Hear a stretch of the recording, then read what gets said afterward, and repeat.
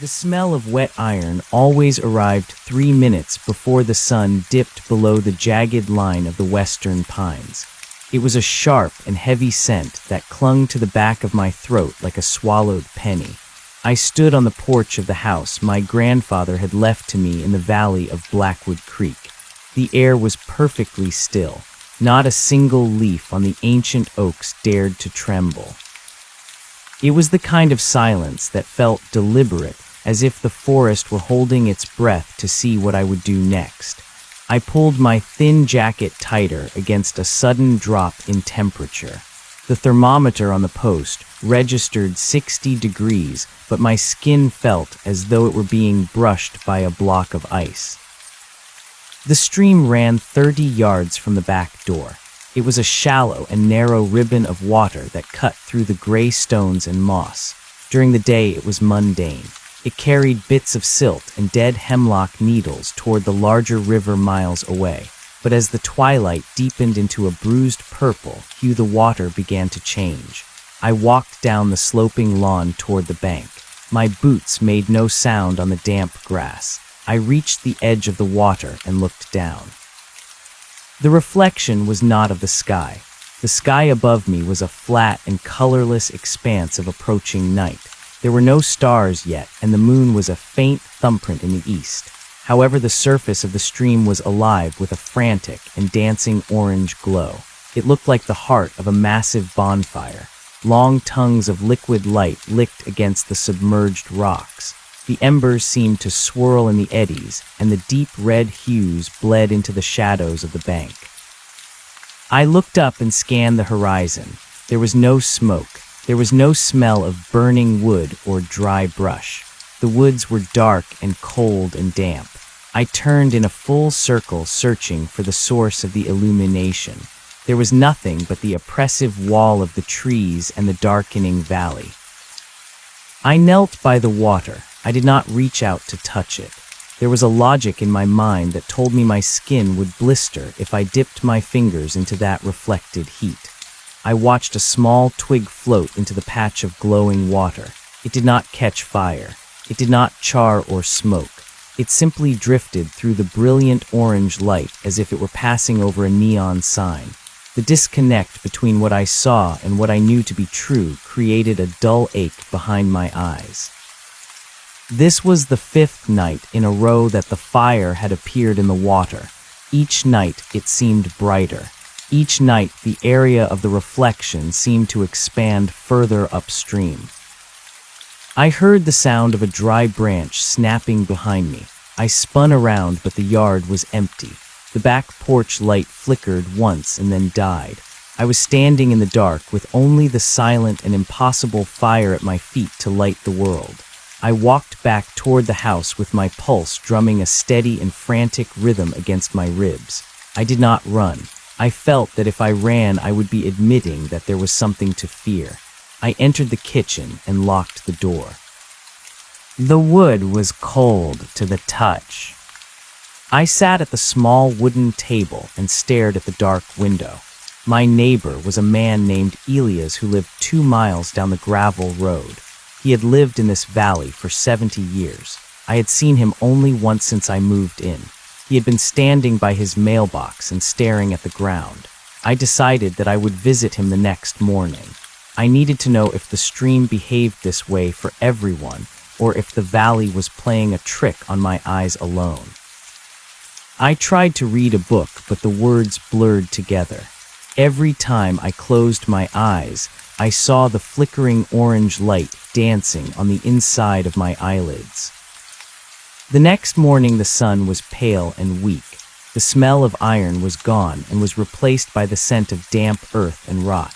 I drove my old truck down the winding road to the house of Elias. His home was a small shack covered in gray cedar shingles that were curling like dead leaves. He was sitting on a rusted lawn chair in the middle of his yard. He did not look up when I pulled the truck to a stop. He was staring at a bucket of water at his feet. I stepped out of the truck and cleared my throat. The sound was unnervingly loud in the quiet air. I asked him if he had a moment to talk. Elias turned his head slowly. His eyes were the color of washed-out denim, and his skin was mapped with deep lines. He did not speak for a long time. He looked back down at the bucket. I walked closer and saw that the water in his bucket was reflecting the same orange glow I had seen in the stream. It was 10 o'clock in the morning. The sun was high and the sky was blue, but the water in his bucket was filled with the dancing shadows of a phantom blaze. Elias spoke in a voice that sounded like grinding stones. He told me that I should not look at the reflections for too long. He said that the fire in the water was not a fire at all. He said it was a memory of something that had not happened yet. I asked him what he meant by that. He did not answer. He picked up the bucket and poured the water onto the dry dirt. The liquid soaked in instantly, but for a split second the ground itself seemed to glow with a dull and dying heat. He told me to go home and to keep my curtains closed. He said that the light was looking for a place to land. I drove back to my house with my hands shaking on the steering wheel. I told myself that the old man was suffering from the isolation of the valley. I told myself that there must be a mineral deposit in the water or a strange trick of refraction caused by the unique shape of the hills. I went into my cellar and found a glass jar. I walked down to the stream. The water was clear and cold in the morning light. There was no fire visible now. I dipped the jar into the flow and filled it to the brim. I took it back to the kitchen and set it on the counter. The water was perfectly transparent. I sat and watched it for hours. As the afternoon light began to fade, the iron smell returned. It was stronger today. It made my nose itch and my eyes water. I looked at the jar on the counter. A single orange spark appeared in the center of the water. It was small like the head of a pin. Then another appeared. Within minutes, the jar was filled with a miniature swirling inferno. I reached out and touched the glass. It was freezing. It was so cold that my skin stuck to the surface for a second before I pulled away. I looked out the window at the stream. The entire length of the water was now a roaring river of reflected flame. It was so bright that it cast long and distorted shadows of the trees across my lawn. The shadows did not move with the wind. They stayed fixed and rigid like black iron bars.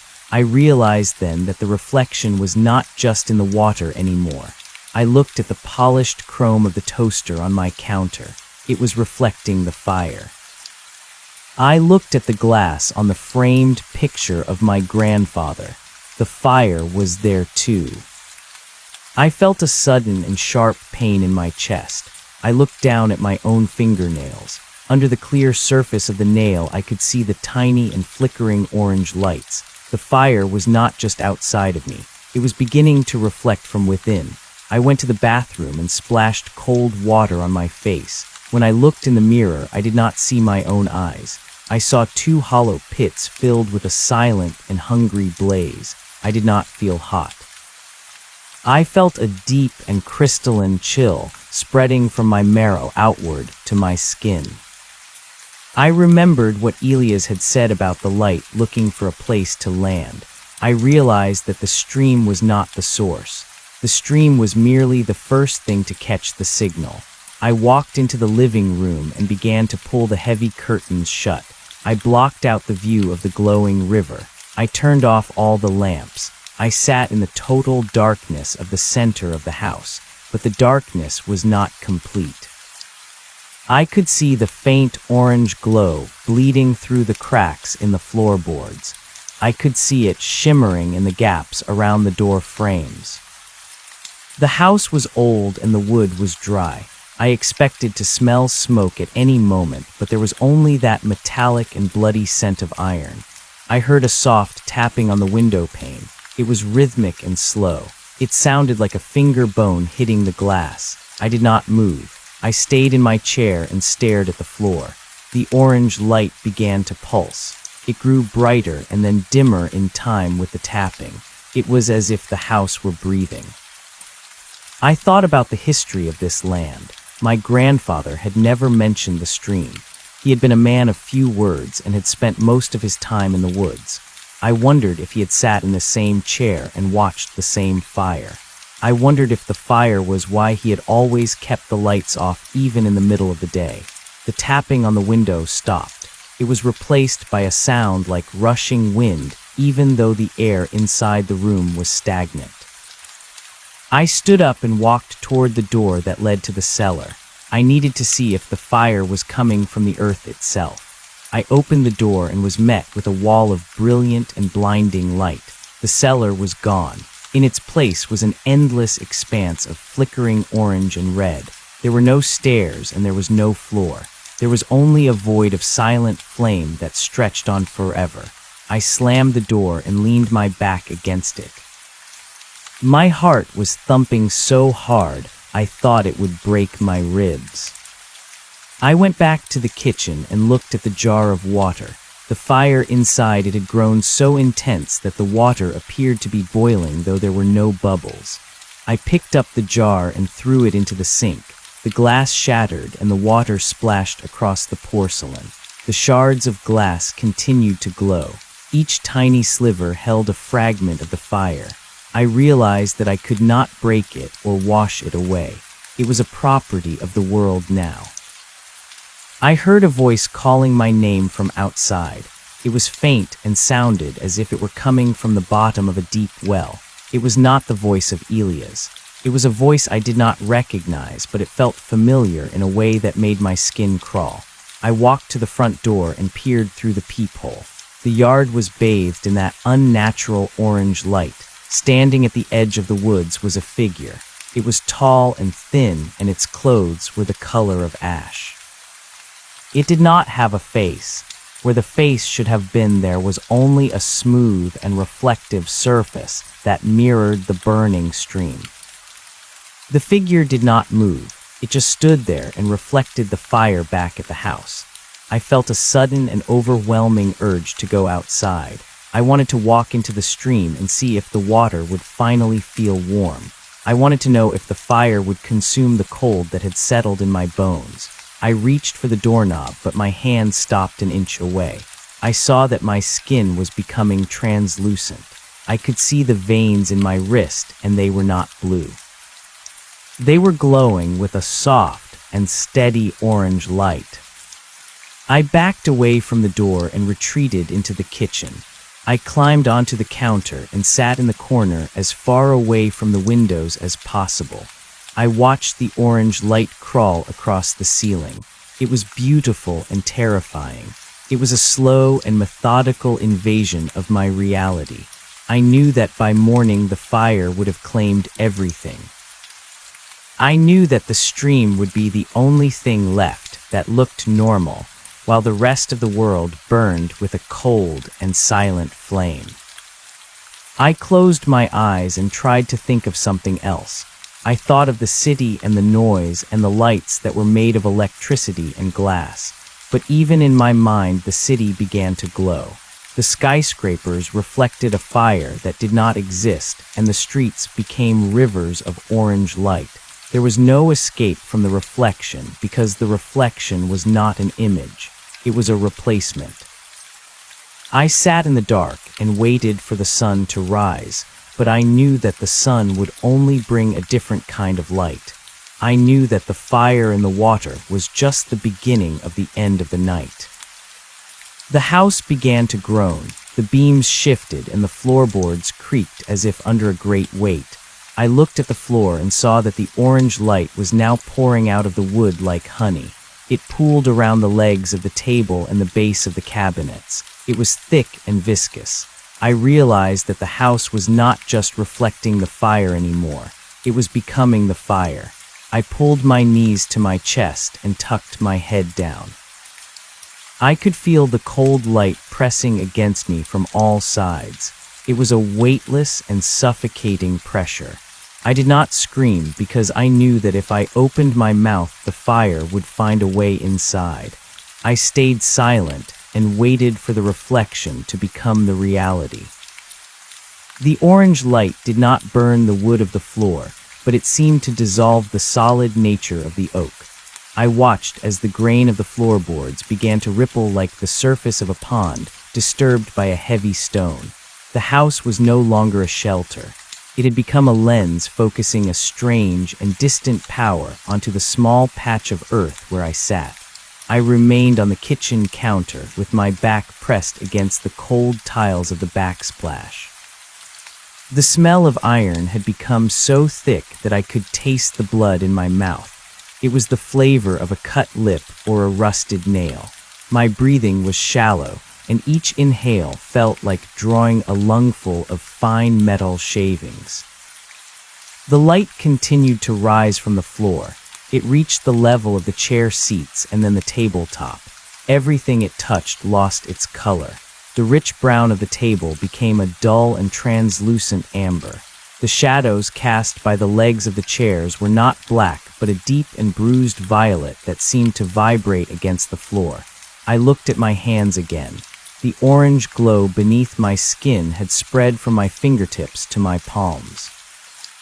I could see the intricate network of my bones, as if I were looking at an X-ray made of liquid fire.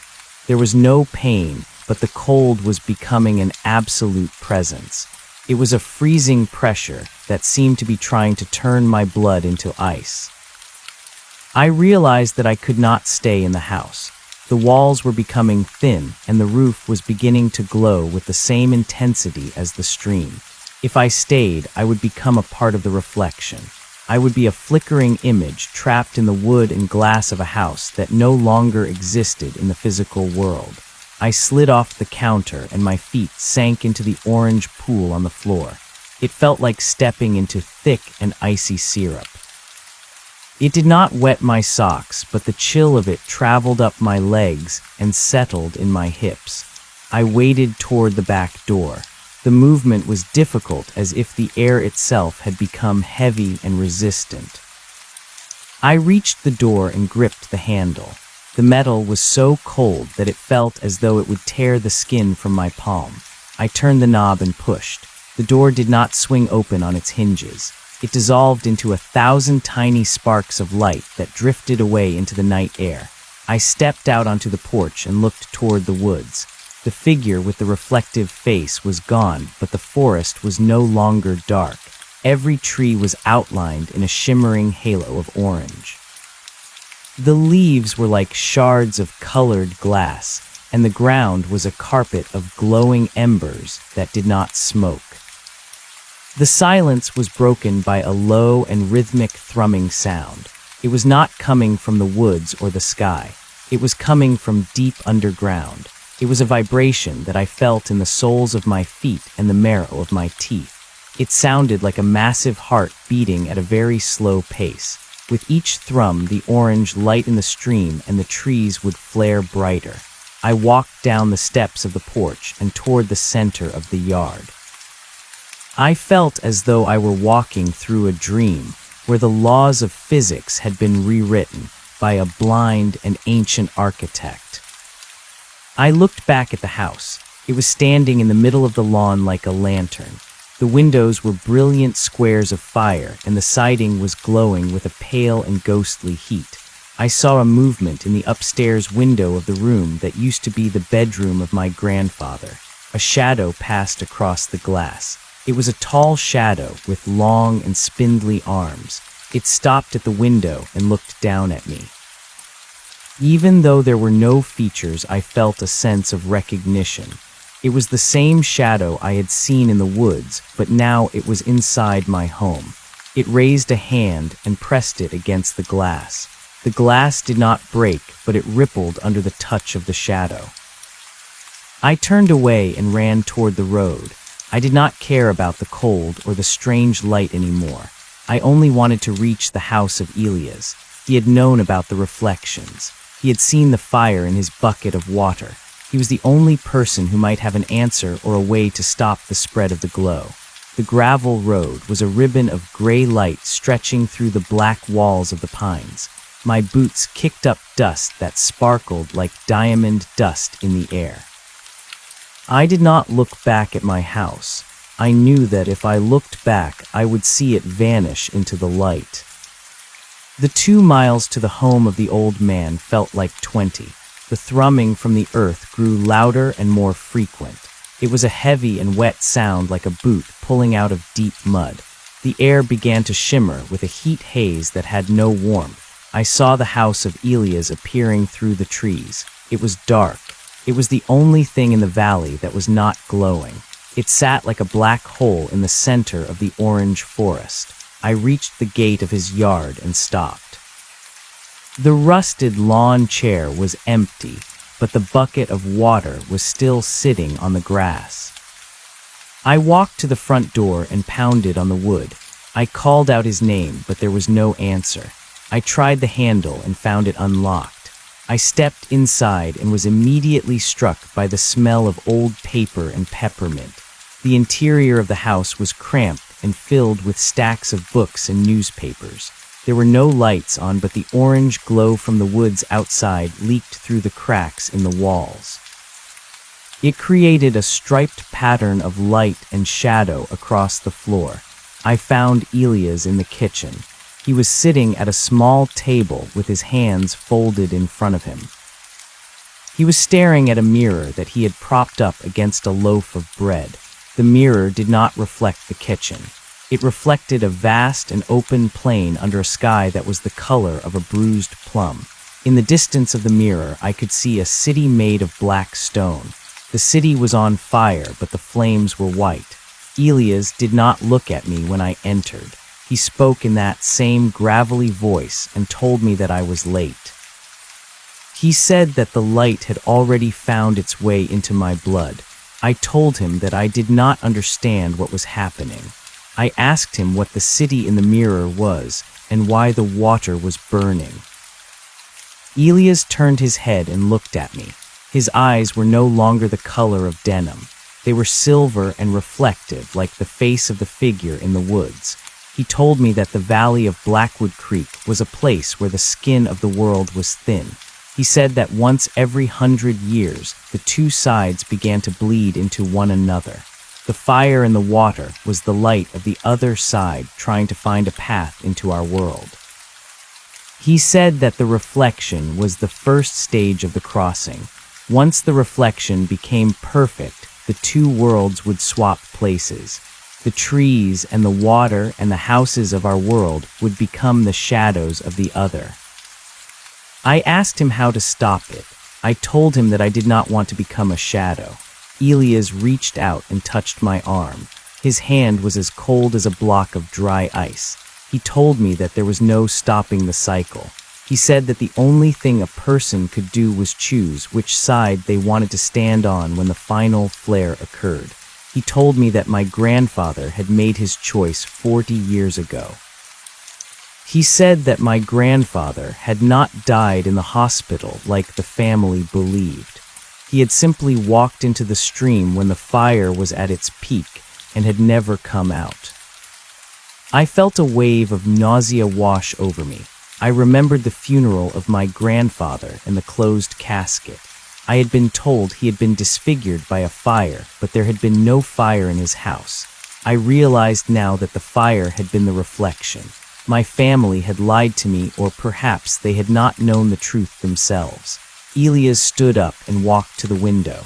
He pointed toward the stream that ran behind his shack. The water there was a roaring torrent of white and orange light. He told me that the peak would happen at midnight. He said that when the moon reached the center of the sky, the reflection would become the reality. I looked at the clock on the wall. The hands were spinning backward at a frantic pace. The ticking sound was being drowned out by the thrumming of the earth. I asked Elias what he was going to do. He smiled, and it was a sad and weary expression. He said that he was old and that he had seen enough of this world. He said he wanted to see the city of black stone before he closed his eyes for the last time. He walked toward the door and invited me to come with him. He said that the fire was not something to fear if you accepted the cold. I followed him out into the yard. The orange light was so bright now that it was painful to look at. The trees were translucent, and I could see the sap moving through the trunks like liquid gold. We walked toward the bank of the stream. The sound of the water was like 1,000 voices whispering at once. The smell of iron was gone and was replaced by a scent that was sweet and cloying like rotting lilies. I stood at the edge of the burning water and looked down. My reflection was no longer mine. I saw a man standing in a field of white flowers under a dark sun. He was wearing my clothes, but his face was smooth and featureless. He was reaching up toward me with a hand that was made of silver light. I felt a pull in my chest. It was a physical tug, as if a hook had been snagged in my heart. The world around me began to blur. The trees and the shack and the old man became streaks of orange and black. The only thing that remained solid was the reflection in the water. Elias stepped into the stream. He did not sink. He stood on the surface of the liquid fire as if it were solid ground. He looked back at me and held out his hand. He told me that the first step was the hardest. He said that I had to let go of the idea of heat and cold. I reached out my hand toward his, but I stopped. I looked back toward the road. I saw the lights of a car in the distance. It was a pair of small and weak yellow dots fighting against the overwhelming orange of the valley. Someone was coming. The sight of the car lights grounded me. They were a reminder of the world where things were solid and shadows were black. I pulled my hand back from Elias. I told him that I could not go. I told him that I belonged to the world of dirt and rust. Elias nodded slowly. He did not seem angry. He simply turned and walked further into the center of the stream. With every step he took, he became more transparent. By the time he reached the far bank, he was nothing more than a shimmer in the air. Then, with a sudden flash of white light, he was gone.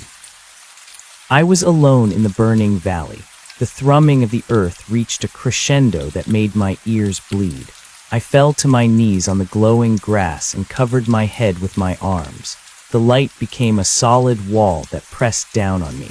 I felt the house and the trees and the very ground beneath me begin to vibrate with an impossible frequency. I closed my eyes and prayed for the sun to rise. I prayed for the smell of iron to leave my throat. I felt myself being lifted off the ground, as if gravity had lost its grip on my body. Then there was a sound like a mountain cracking in half. A blast of cold wind swept through the valley and the orange light vanished instantly. I fell back onto the grass. The silence that followed was absolute. I opened my eyes and saw that the world was dark again. The moon was a pale sliver in the sky, and the stars were visible through the branches of the trees. The stream was a dark and quiet ribbon of water reflecting nothing but the dim light of the night. I stood up and brushed the dirt from my clothes. The smell of rot and lilies was gone. The air was crisp and smelled of pine needles and damp earth. I looked toward the house of Elias, but it was gone. In its place was an empty clearing filled with tall weeds and a rusted lawn chair. There was no sign that a house had ever stood there. I walked to the edge of the stream and looked down. My reflection was my own again. My eyes were tired and my face was pale, but I was there. I walked back toward my truck. My legs felt heavy and my joints ached with a deep and biting cold. I reached the road and saw the car that had been approaching. It was an old sedan and it had stopped in the middle of the gravel. The driver was standing outside the vehicle and looking around with a confused expression. It was a young woman with a map in her hand. She saw me and called out. She asked me if I knew the way to the highway. She said that she had been driving for hours and felt as though she were going in circles.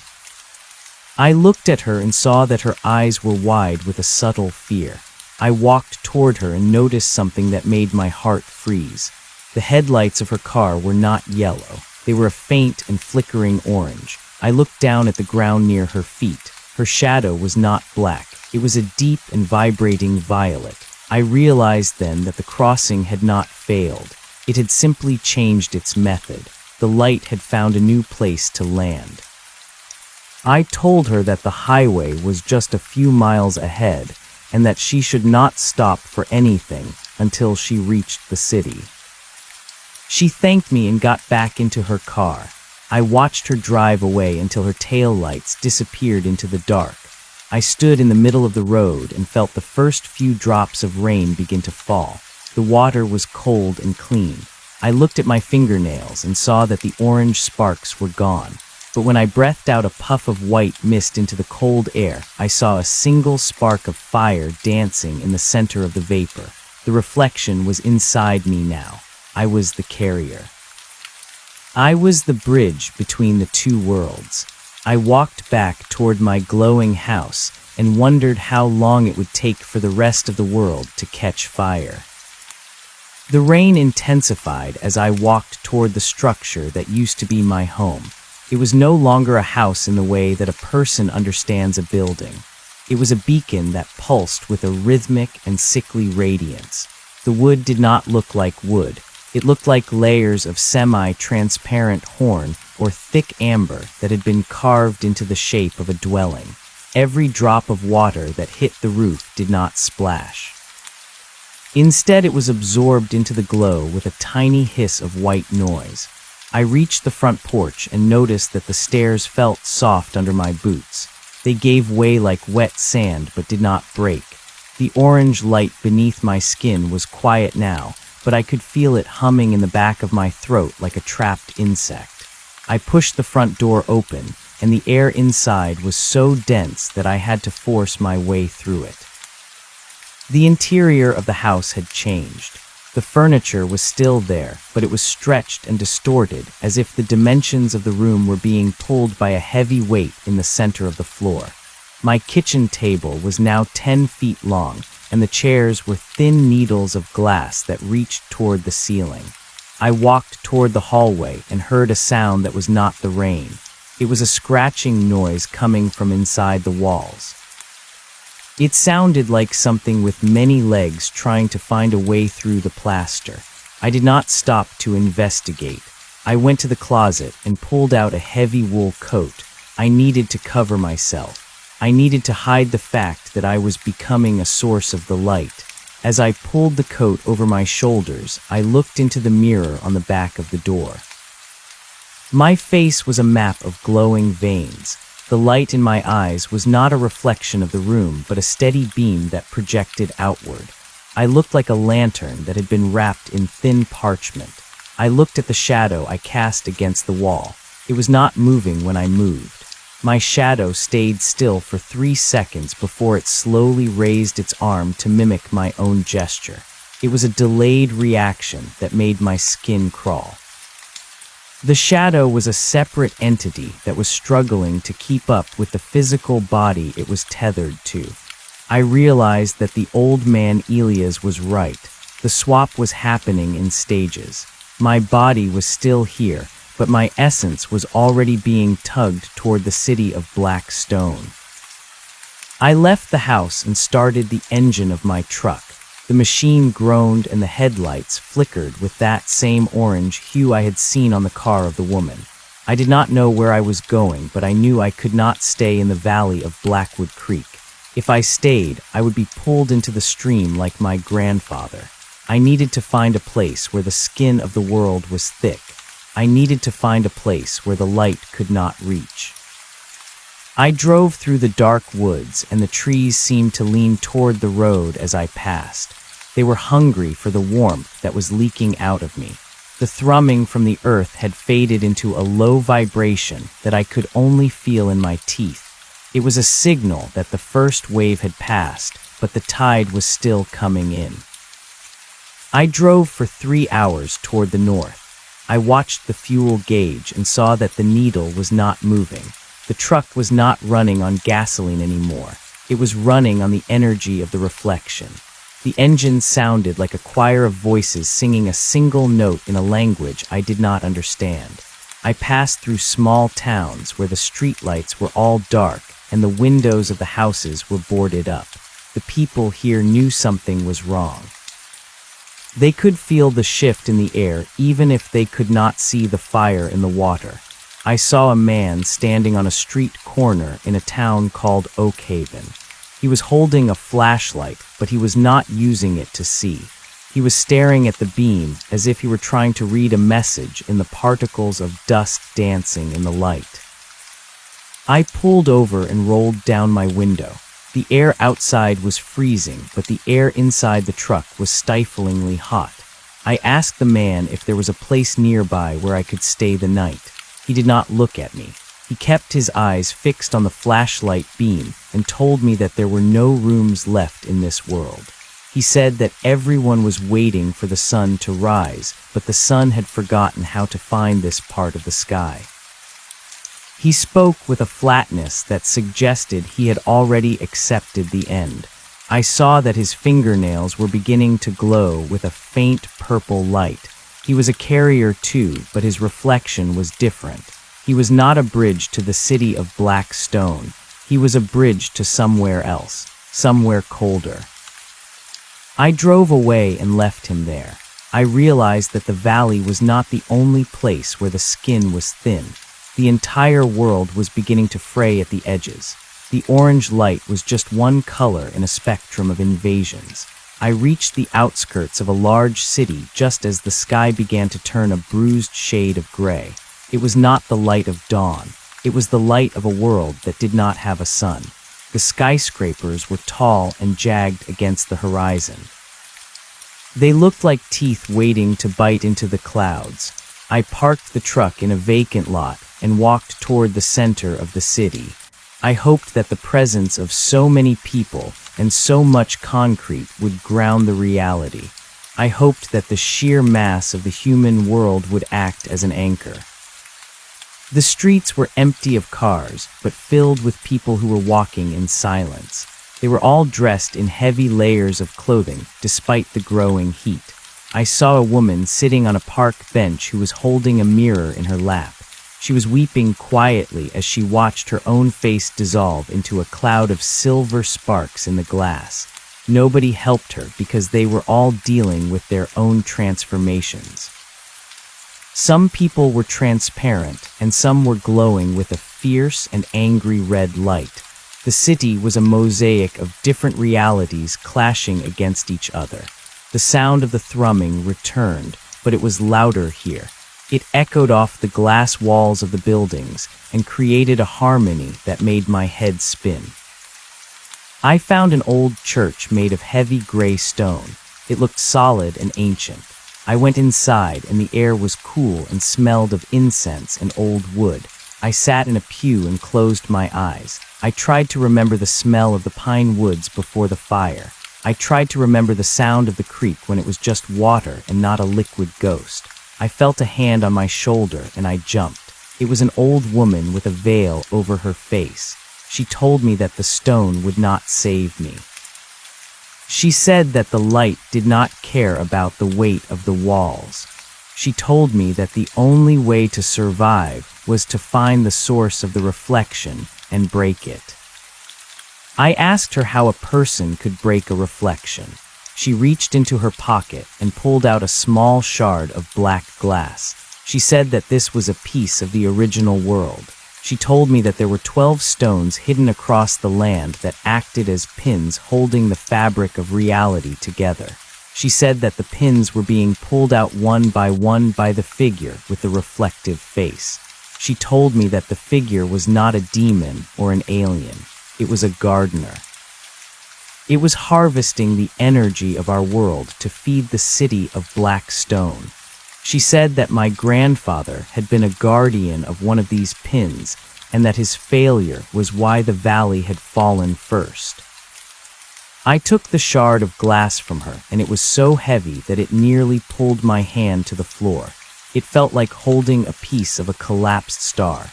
She told me that I had to go back to the valley. She said that the source of the reflection was not in the water or the trees. It was in the basement of my house. She said that my grandfather had hidden the pin there and that the figure was using it as a lens to focus the light. I told her that I could not go back. I told her that I was afraid of the cold and the silence. She looked at me through the veil, and I saw that her eyes were gone. In their place were two swirling vortexes of white smoke. She said that fear was the only thing that was still real and that I should use it as a compass. I left the church and ran back to the truck. The city was beginning to groan as the buildings started to shimmer. I saw a skyscraper tilt to the side and then snap back into place like a rubber band. The physics of the world were failing. I drove back toward the south and the speed of the truck was incredible. The landscape was a blur of orange and violet. I did not care about the police or the other drivers. There were no police anymore, and the other drivers were all heading toward the horizons of their own choosing. I reached the entrance to Blackwood Creek just as the moon was beginning to set. The valley was a bowl of liquid fire. The heat was now so intense that the paint on the truck was beginning to peel and curl like dead skin. I drove through the gate of my property and saw that the house was now a blinding white structure that hurt to look at. The figure with the reflective face was standing on the front lawn. It was taller than it had been before, and its arms were long enough to touch the ground. It was waiting for me. I stepped out of the truck and held the shard of black glass in my hand. The figure tilted its head, and the reflection on its face showed me a vision of my own death. I saw myself lying at the bottom of the stream with my eyes turned to silver. I did not look away. I walked toward the house, and the figure did not move to stop me. It simply watched with an expressionless mask of light. I entered the house, and the floor was now a liquid pool of orange honey. I waded through it toward the basement door. The wood of the door was glowing with a pale green light, and the handle was a twisted piece of iron that felt like a living snake in my hand. I pulled it open and descended into the dark. The basement was not filled with boxes or old tools. It was a vast cavern that seemed to stretch for miles beneath the earth. In the center of the cavern was a pillar of black stone that was vibrating with a deafening roar. This was the pin. This was the anchor that was being used to tear the world apart. I saw the light of the other side flowing out of the pillar like a waterfall. It was beautiful and terrifying. I saw the city of black stone through the haze, and I saw the people of that world looking back at me. They were not monsters. They were tired and hungry beings who were trying to escape their own dying reality. I realized that the swap was not an act of malice. It was an act of survival, but their survival meant our extinction. I walked toward the pillar, and the cold was so sharp that it felt as though my skin were being sliced by 1,000 razors. I raised the shard of black glass and prepared to strike the pillar. The figure appeared behind me. It did not speak, but I felt its voice in my mind.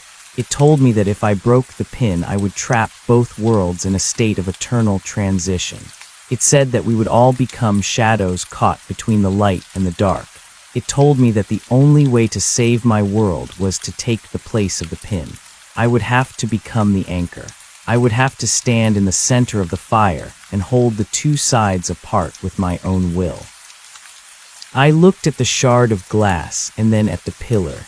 I thought of the woman in the car and the man on the street corner. I thought of the smell of the pine needles and the taste of clean water. I dropped the shard of glass into the orange pool at my feet. I walked toward the pillar and placed my hands on the vibrating stone. The impact was like being hit by a lightning bolt. My body was filled with 1,000,000 years of history and 1,000,000 miles of distance. I felt the earth beneath me and the stars above me. I felt the heat of the fire and the cold of the reflection. I became the lens. I became the bridge. I closed my eyes, and I could feel the light being pulled back through my skin and into the stone. The thrumming changed from a wet and heavy sound to a clear and ringing bell. The orange light in the house began to dim. The liquid floor solidified and the walls regained their color. The figure with the reflective face began to shrink and fade until it was nothing more than a puff of gray smoke. I could feel the world outside returning to its proper shape. The stream became water again, and the trees became wood, but I could not move. My hands were fused to the pillar, and my blood was now a liquid fire that kept the anchor in place. I was the guardian now. I was the one who would stand in the dark so that the others could live in the light. The hours passed, and I felt the sun rise over the valley. I could not see it, but I could feel its warmth on the surface of the earth far above me. I heard the sound of a car driving down the gravel road. It was the woman from the sedan. She had come back to find me. She called my name from the top of the basement stairs, but I did not answer. I could not answer. My voice was part of the vibration of the stone. She walked down the steps and saw me standing there in the center of the cavern. She saw the glow in my eyes and the way my body was part of the pillar. She did not scream. She walked toward me and touched my arm. Her hand was warm, and it felt like the most precious thing in the universe. She asked me what she could do to help. I told her through the vibration of the stone that she had to leave. I told her that she had to tell the others that the valley was safe, but that they must never come back. She looked at me with tears in her eyes, and I saw that her shadow was black again. The orange light was gone from her headlights and her heart. She nodded and turned to leave. As she reached the top of the stairs, she looked back one last time. She said that she would remember me. She said that she would tell the story of the man who became the fire to save the world from the reflection. I am still here. The basement is dark and the pillar is quiet. I can feel the seasons changing above me. I can feel the snow falling in the winter and the flowers blooming in the spring. I am the silence in the woods and the depth in the water.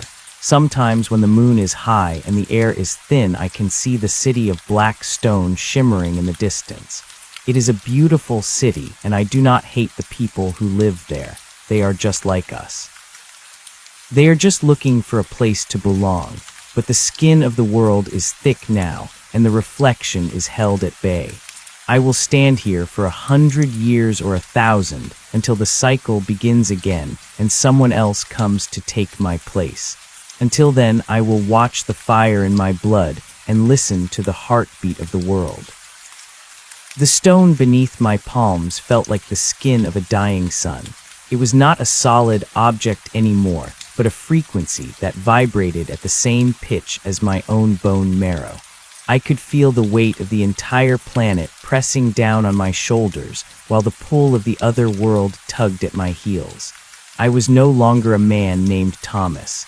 I was a structural component of the universe. The woman had been gone for what felt like 100 years, though the ticking of a clock somewhere in the wreckage of the kitchen told me it had only been 10 minutes. Time was beginning to stretch and loop around the pillar like a coil of rope. I watched a spider crawl across the floor, and its movements were so slow that I could see every individual hair on its legs twitching in the static. The silence of the basement was not a lack of sound. It was a heavy pressure that pushed against my eardrums. I realized that the old woman in the church had not told me the full truth. She had said I would be an anchor, but she had not mentioned that the pillar was a hungry thing. It started to drain the memories from my mind to fuel its stability. I tried to think of the face of my mother, but the image was blurry like a photograph left out in the rain. I tried to remember the taste of a cold apple, but the sensation was replaced by the metallic tang of the orange light. I fought to hold on to the small details of my life, because I knew that if I forgot who I was, the anchor would slip, and the city of black stone would come rushing back through the gap. Above me, the house began to settle. The groaning of the timber sounded like a long sigh of relief. The invasion had been halted, but the scars remained. I could feel the presence of the figure with the reflective face lingering on the edge of my perception. It was not gone. It was just waiting in the shadows of the dimension next to ours. It was a scavenger that lived in the cracks between realities, and it was annoyed that I had plugged the hole. It whispered to me in a voice that sounded like dry leaves skittering across a sidewalk. It told me that the stone would eventually consume me. It said that my flesh would turn to carbon, and my soul would become a spark of electricity trapped in the black rock forever. I did not listen. I focused on the feeling of the dirt beneath the foundation of the house. I began to see visions through the stone. I saw the 12 other pins scattered across the globe. One was buried deep beneath the ice of the southern pole. Another was hidden in the basement of a library in a city that had been forgotten by history. I saw the guardians of those pins. They were all like me. They were men and women who had stood in the gap when the light came for their homes. Some of them had been there for centuries. Their bodies were gone, and only their glowing spirits remained fused to the rock. I felt a sense of kinship with them. We were the silent army that kept the world from falling into the void. We were the reason the sun rose every morning, and the reason the stars stayed in their places. The physical pain in my arms began to fade into a dull throb. My nervous system was being rewritten by the energy of the pillar. I noticed that I did not need to breathe anymore. The air in the basement was stale and thin, but my lungs did not burn. My heart beat once every hour. Each pulse sent a ripple of gold light through the stone that stabilized the local reality for 50 miles in every direction. I could feel the people in the nearby towns waking up from their nightmares. They would look in their mirrors and see their own faces again. They would think the orange fire had been a strange atmospheric phenomenon or a collective hallucination. They would go back to their lives and forget the terror of the night. I wondered if anyone would ever find the shard of black glass I had dropped. It sat in the dust a few feet away from me. It looked like a hole in the floor. It was a piece of the original world that had existed before the first reflection. If someone were to pick it up, they would be able to see the world as it truly was without the filters of human perception. They would see the gears of the universe grinding together and the threads of fate weaving through the air. I hoped the dust would cover it. Some truths are too heavy for a regular person to carry. As the first day of my watch came to an end, I felt a change in the atmosphere. The cold from the city of black stone intensified. I could see the tall towers of that other place through the semi-transparent walls of the cavern. They were beautiful in a way that hurt the heart. They were built of shadow and light, and they reached for a sky that was filled with violet nebulae. I saw the people of that world walking along the parapets. They looked like statues made of smoke. One of them stopped and looked toward the pillar. It was a child with eyes that were two bright stars. The child reached out a hand as if trying to touch the surface of the barrier I had created. I felt a surge of pity. They were not evil. They were just cold. They wanted the warmth of our world the same way a person in a storm wants a fire. I pushed back against the pressure. I poured my will into the stone and the barrier thickened. I could not let them in. Our world was too fragile to host them. Their very presence would unmake the laws of physics that kept us alive. I had to be the wall. I had to be the one who said no. The child turned away and disappeared into the violet haze. The vision faded, and I was alone in the dark basement once again. I spent the next few days learning how to move my consciousness outside of my body. Since I was tethered to the pillar, I could send my thoughts along the ley lines of the earth. I traveled through the soil and the stone. I felt the roots of the ancient oaks in the valley and the flow of the underground rivers. I saw the animals returning to the woods. The deer were cautious, but they could tell that the wrongness had left the air. The birds began to sing again at dawn. Their songs were like needles of silver that pierced the gloom of my subterranean prison.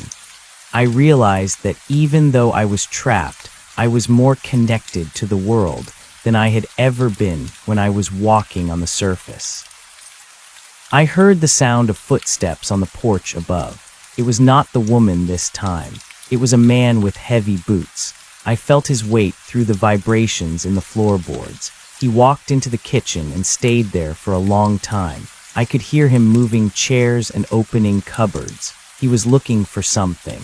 I realized he was a scavenger. He thought the house was abandoned because the lights were out and the windows were cracked.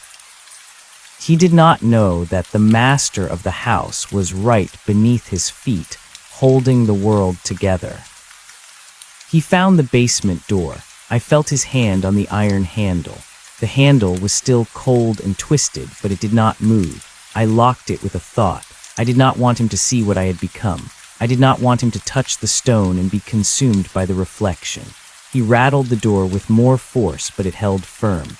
He cursed under his breath and walked away. I heard him leave the house and drive off in a loud car that smelled of burnt oil and gas. I felt a sense of relief. The world was going back to its messy and imperfect self. People were being greedy and loud and careless again. It was a beautiful thing to witness. The seasons turned. I felt the first frost of autumn seep into the ground. The energy of the pillar changed to a deep copper color. I watched the leaves fall from the trees through the eyes of a hawk that was resting on the roof of the house. The valley was a tapestry of red and gold. It was hard to believe that only a few months ago it had been a place of liquid fire and screaming shadows. The memory of the fire was fading from the land. The earth has a way of healing itself if given enough time. I began to lose the ability to speak English in my head. My thoughts were becoming patterns of vibration and light. I no longer thought in words like hunger or cold. I thought in frequencies. I was a song that never ended. I was the bass note that gave the world its rhythm. I realized that my grandfather had probably been here before me. Maybe he had not failed. Maybe he had just reached the end of his time and had passed the torch to me through the blood in the water. I wondered who would come after me. I wondered if the cycle would ever be broken, or if the two worlds would always be trying to swap places like two people in a narrow hallway. One night the figure with the reflective face returned. It did not stand on the lawn this time. It appeared inside the basement, just outside the circle of my light. It looked smaller and weaker than before. It was starving. Without the energy of the reflection to feed on it was beginning to dissipate. It asked me why I chose this fate. It asked me why I would give up the sun and the wind for a piece of cold rock. I did not answer with words. I sent a pulse of pure reality toward it. The pulse was filled with the smell of wet earth and the sound of a heartbeat. The figure recoiled as if it had been burned. It could not handle the density of the real world. It flickered like a candle in a gale, and then it was gone. It would not come back. I felt a deep peace settle over me. The battle was over for now. I settled into my long watch. I watched the stars move across the sky in great slow arcs. I felt the migration of the whales in the distant oceans and the shifting of the tectonic plates deep in the crust of the earth. I was part of the machine. I was a gear that worked perfectly. I closed my eyes and let the light of the pillar wash over me. I was the carrier. I was the bridge. I was the anchor. And for the first time in my life, I knew exactly where I was supposed to be. The world was safe, and the reflection was just a memory. I waited in the dark, and I was not afraid. The passage of time became a physical sensation that rolled over me like the tides of a heavy sea. I could no longer tell if I had been standing in the basement for days or for decades. The wood of the house above me began to settle into a new kind of silence. The mice that had once scurried through the walls departed as if they sensed that the building was no longer a home for the living. It had become a monument. It had become a shell for the engine of reality. I felt the winter deepen into a cold so profound that the ground cracked above my head. The frost reached down through the soil and touched the outer walls of the cavern, but the heat from my own blood kept the air around the pillar at a constant temperature. I was the only warm thing left in a frozen world. The connection to the other guardians grew stronger as the surface world went dormant. I could feel the mind of the one beneath the southern ice. He was ancient. His thoughts were like the slow movement of glaciers. He had forgotten his name and the language he had spoken when he was a man. He only knew the weight of the ice and the hum of the stone. He sensed my presence and sent a ripple of recognition through the ley lines. It was a comfort to know that I was not alone in my vigil. We were a network of souls stretched across the globe, holding the fabric of existence together with nothing but our collective will. I understood then that the world was much more fragile than anyone ever dared to imagine. It was a thin sheet of glass held up by 13 hands, and if even one of us let go, the entire thing would shatter into 1 billion pieces of light and shadow. The hunger of the stone was relentless. It did not want food or water, but it wanted the essence of what I had been. I found myself losing the memory of my own face. When I tried to recall the color of my eyes, I saw only the orange glow of the reflection. When I tried to remember the sound of my own voice, I heard the ringing of the bell. To combat this erosion, I began to invent stories in my head. I told myself the history of the valley over and over again. I spoke to the stone about the way the wind felt in the summer and the way the mud smelled after a heavy rain. I fought to keep the small human things alive because they were the very things I was protecting. If I became nothing but a machine, then the world I was saving would lose its meaning. I had to remain a man, even if my body was turning into mineral and fire. A year must have passed because I felt the earth begin to soften and breathe again. The spring brought a different kind of pressure. The growth of the plants and the return of the insects created a cacophony of life that vibrated through the foundation. I heard a dog barking in the distance. The sound was so sharp and real that it made my heart beat a little faster. It was a reminder that the world was continuing without me. People were falling in love and breaking their hearts. They were eating bread and drinking wine. They were sleeping in warm beds and waking up to the sun. I was glad for them. I took pride in the fact that they did not know I existed. The best kind of sacrifice is the one that goes unnoticed, because it means the world is functioning exactly as it should. One afternoon, the silence was broken by the sound of a shovel hitting the earth. Someone was digging outside the house. I focused my awareness and saw a young man standing in the garden. He was wearing a bright yellow shirt and he looked like he was full of purpose. He was planting a tree. He dug a deep hole and placed a sapling into the dark soil. He patted the dirt down with his hands and poured water over the roots. I felt the water seep through the layers of dirt and stone until it reached the ceiling of my cavern. It was a simple act of faith. He was planting something that he would not see reach full maturity for 50 years. He was investing in a future that he believed was stable. I felt a surge of energy move through my arms and into the pillar. I would hold this ground for him. I would make sure his tree grew tall and strong. The figure with the reflective face did not return, but other things began to gather at the edges of the light. I saw the ghosts of the things that had been lost during the transition. They were not people, but fragments of ideas and shadows of possibilities. They hovered in the dark corners of the basement like moths drawn to a flame. They wanted to be real again. They whispered to me about the beauty of the city of black stone. They told me that I could leave the pillar at any time and walk into that other world as a king. They said that the people there would worship me because I had the power to bridge the gap. I ignored them. Their voices were thin and lacked the weight of truth. They were just echoes of the hunger that lived in the void. My physical form continued to change. My skin had taken on the texture of polished obsidian. My veins were visible beneath the surface like glowing wires of copper. I no longer felt the pain of the fusion. The stone and I had reached a state of equilibrium. I was the pillar, and the pillar was me. I began to understand the language of the vibration. It was not just a sound, but a code. It contained the blueprints for every leaf and every stone in the valley. I could see the way the atoms were arranged in the air above me. I could see the hidden patterns in the flight of the birds. I was becoming a witness to the secret geometry of the universe. The woman from the sedan returned on the anniversary of the night the world broke. I knew it was her by the way her footsteps moved across the porch.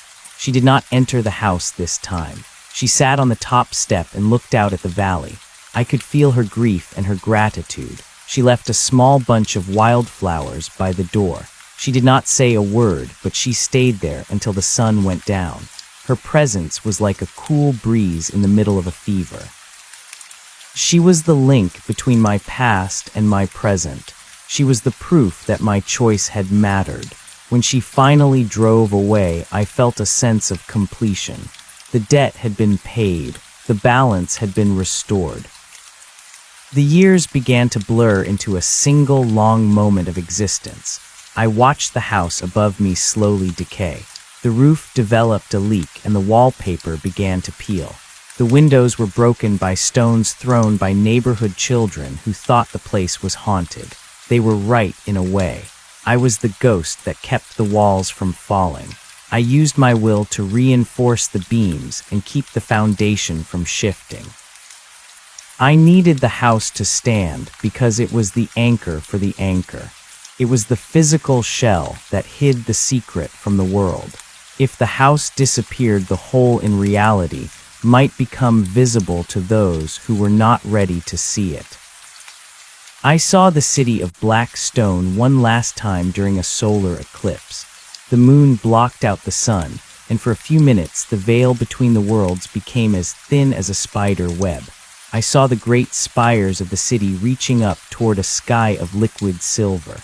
I saw the inhabitants standing on their balconies looking toward our world with a look of profound longing. They were not monsters.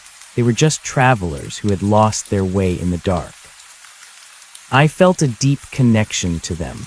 We were all just trying to find a place where the light was constant. I sent a pulse of peace through the pillar and toward their city. I wanted them to know that I did not hold any malice toward them. I was just doing what I had to do to protect my own kind. As the light returned, the vision faded. I felt a new sensation in my hands. The vibration of the stone was changing again. It was becoming lighter and more musical. I realized that the earth was entering a new phase of its life. The era of the reflections was coming to an end.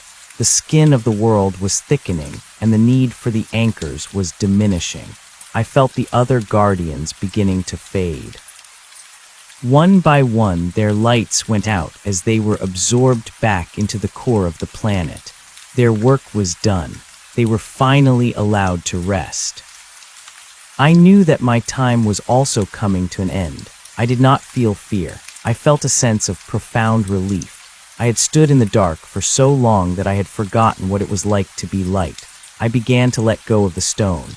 I did not pull away, but I allowed my consciousness to expand outward beyond the basement and the valley.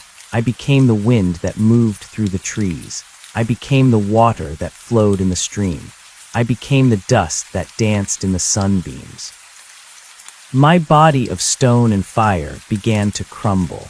The orange light dimmed and was replaced by the soft gray of a natural morning. The pillar did not collapse. It became a simple piece of rock again. It no longer roared or vibrated. It was just a silent sentinel in a dark room. I was no longer fused to it. I was everywhere. I saw the young man who had planted the tree. He was an old man now, and he was sitting in the shade of the great oak he had started so many years ago. He looked happy. I saw the woman from the sedan. She was gone from this world, but her children were playing in a park in a city far away. They were safe and they were whole.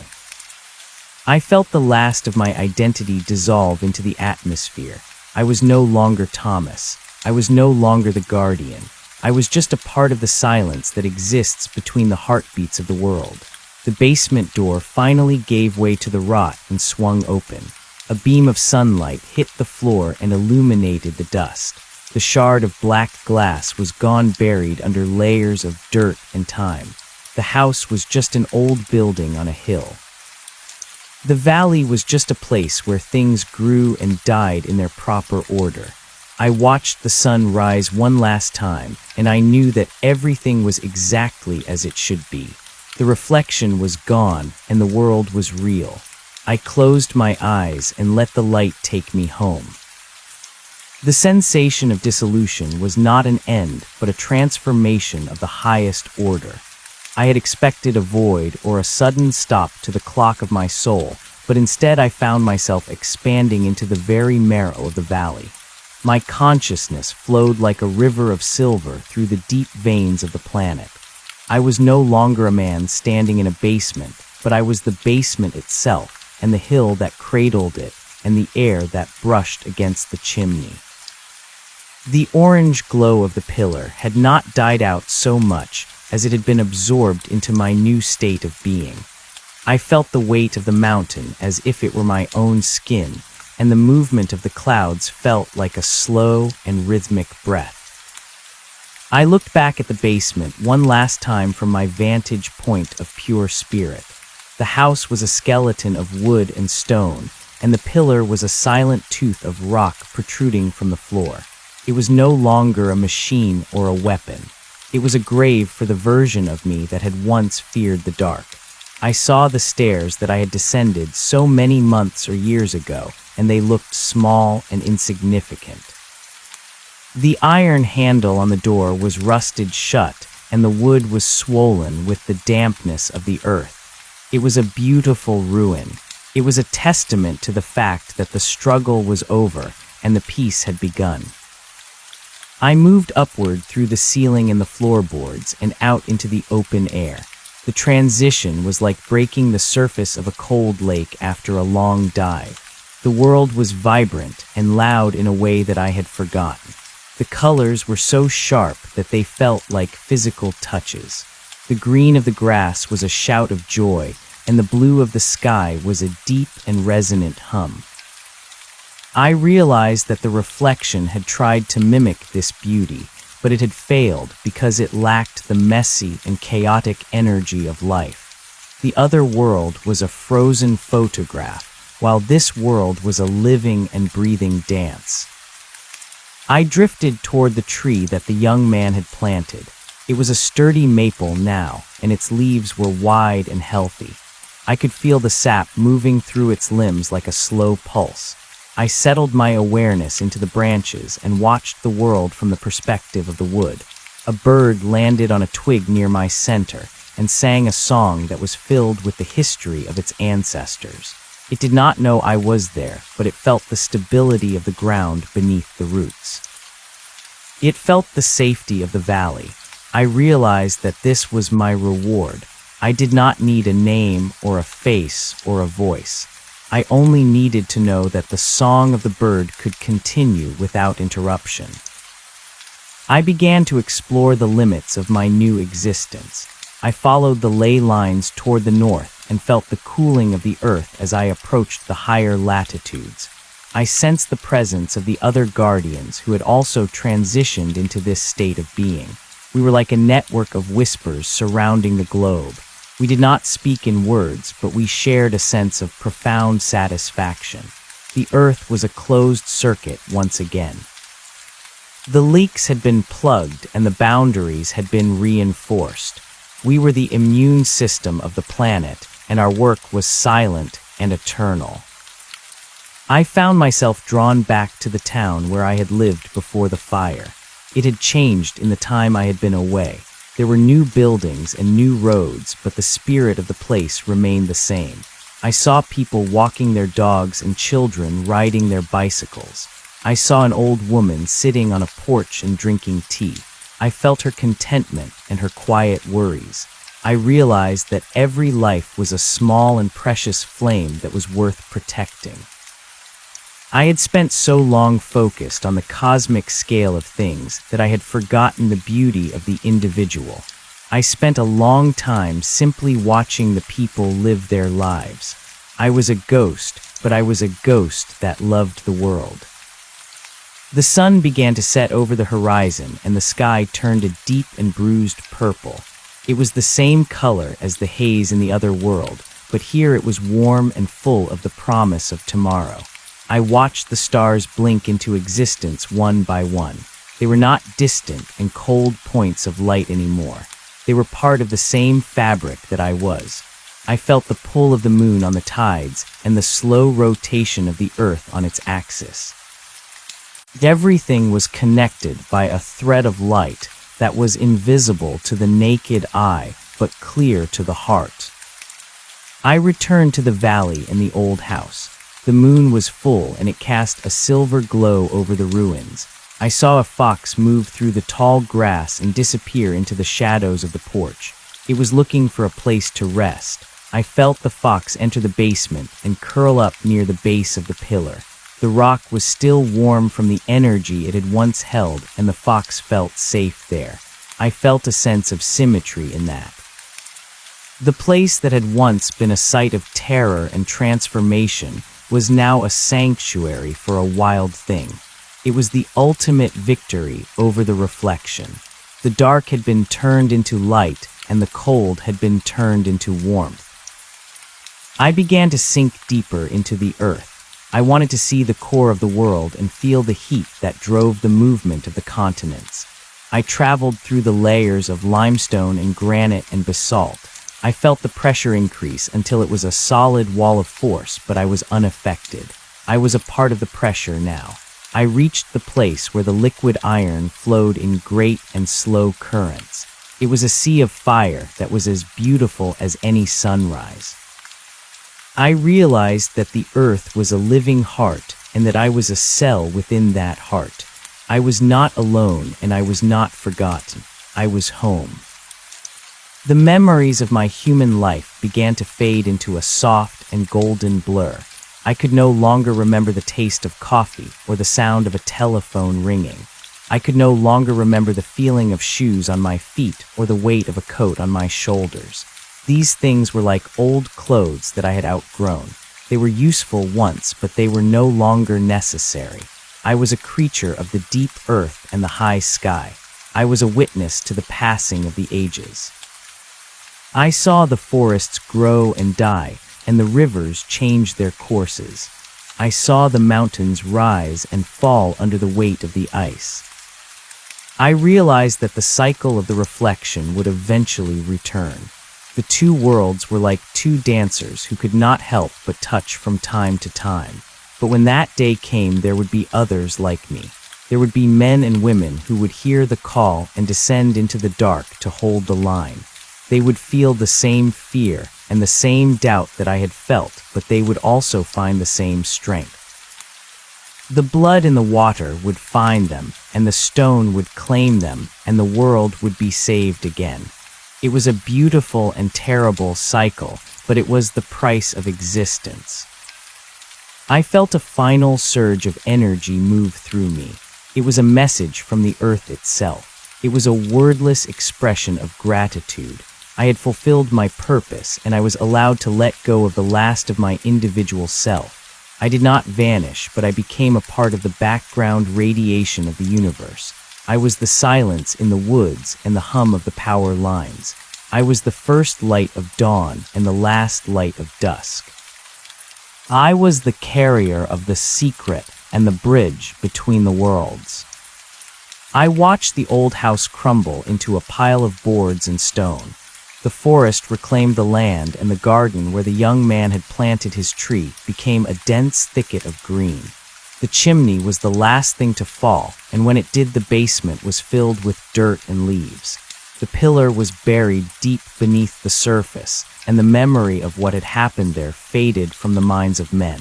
It became a legend, and then a myth, and then it was forgotten entirely. But I was still there. I was always there. The stars continued their slow dance across the firmament, and the Earth continued its long journey around the sun. The seasons turned, and the years became centuries, and the centuries became millennia. I saw the rise and fall of civilizations and the birth and death of stars. I saw the world change and grow and evolve into something new and strange, but the core of the thing remained the same. The light was still there, and the dark was still there, and the balance was still held. I closed my eyes in my mind and let the peace of the deep earth wash over me. I was not afraid of the future, and I was not regretful of the past. I had done my part, and I had done it well. The world was safe, and the reflection was just a memory. I was a part of the machine, and the machine was working perfectly. I settled into the long and quiet sleep of the world, and for the first time in an eternity, I was truly at rest. The story was over, and the song was complete. I was home, and I was whole, and I was exactly where I was supposed to be. The end was not a wall, but an open door, and I walked through it with a smile that was made of light. The valley was silent, and the stars were bright, and the world was real. That was all that mattered in the end.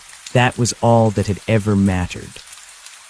The stillness of the deep earth did not last as long as I had anticipated.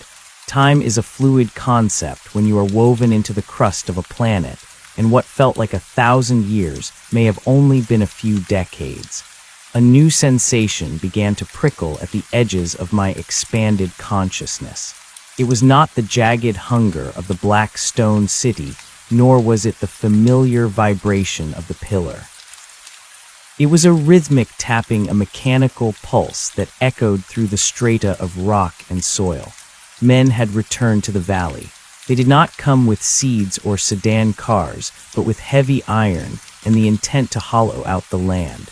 I felt their drills biting into the limestone layers far above my resting place. The vibrations were clumsy and violent compared to the elegant music of the universe.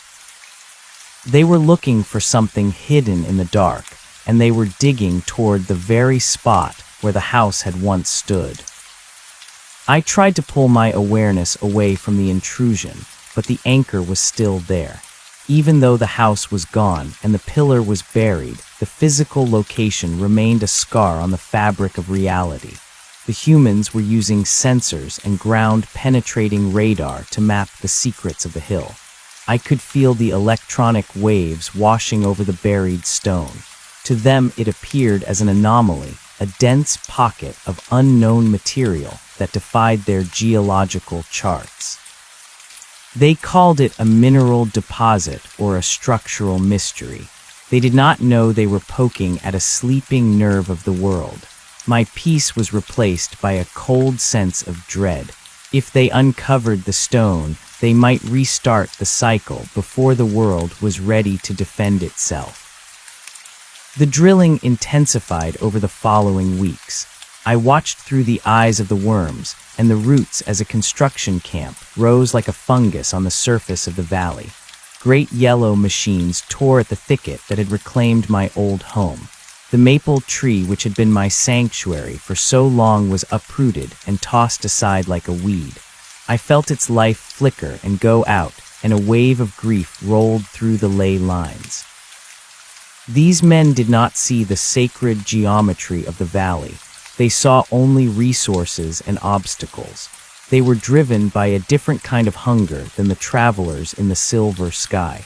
Theirs was a hunger of the mind, a need to categorize and possess everything they touched. I realized then that my rest was an illusion. I had become the land, but the land was not safe from the hands of the living. I began to pull my scattered fragments back together. I withdrew from the clouds and the distant streams and focused my will on the point of impact. I needed to become a wall. As the diamond-tipped drill approached the buried pillar, I hardened the surrounding earth. I compressed the atoms of the granite until they were as dense as the heart of a star.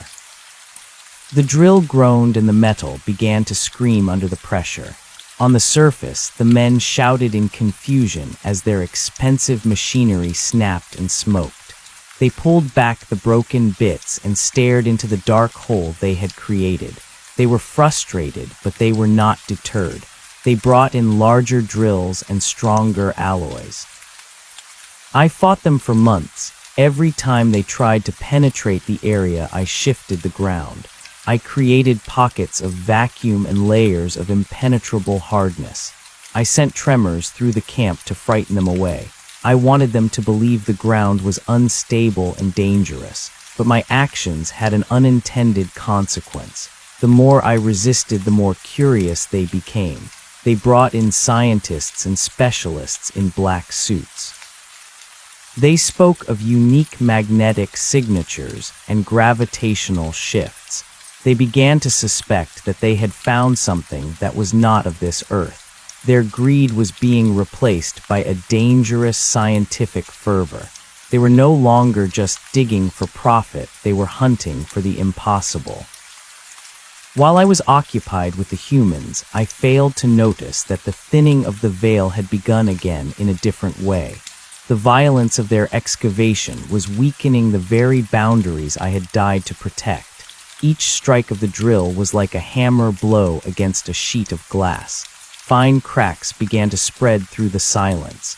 The whispers of the moths returned, and they were louder than before. They did not speak to me this time.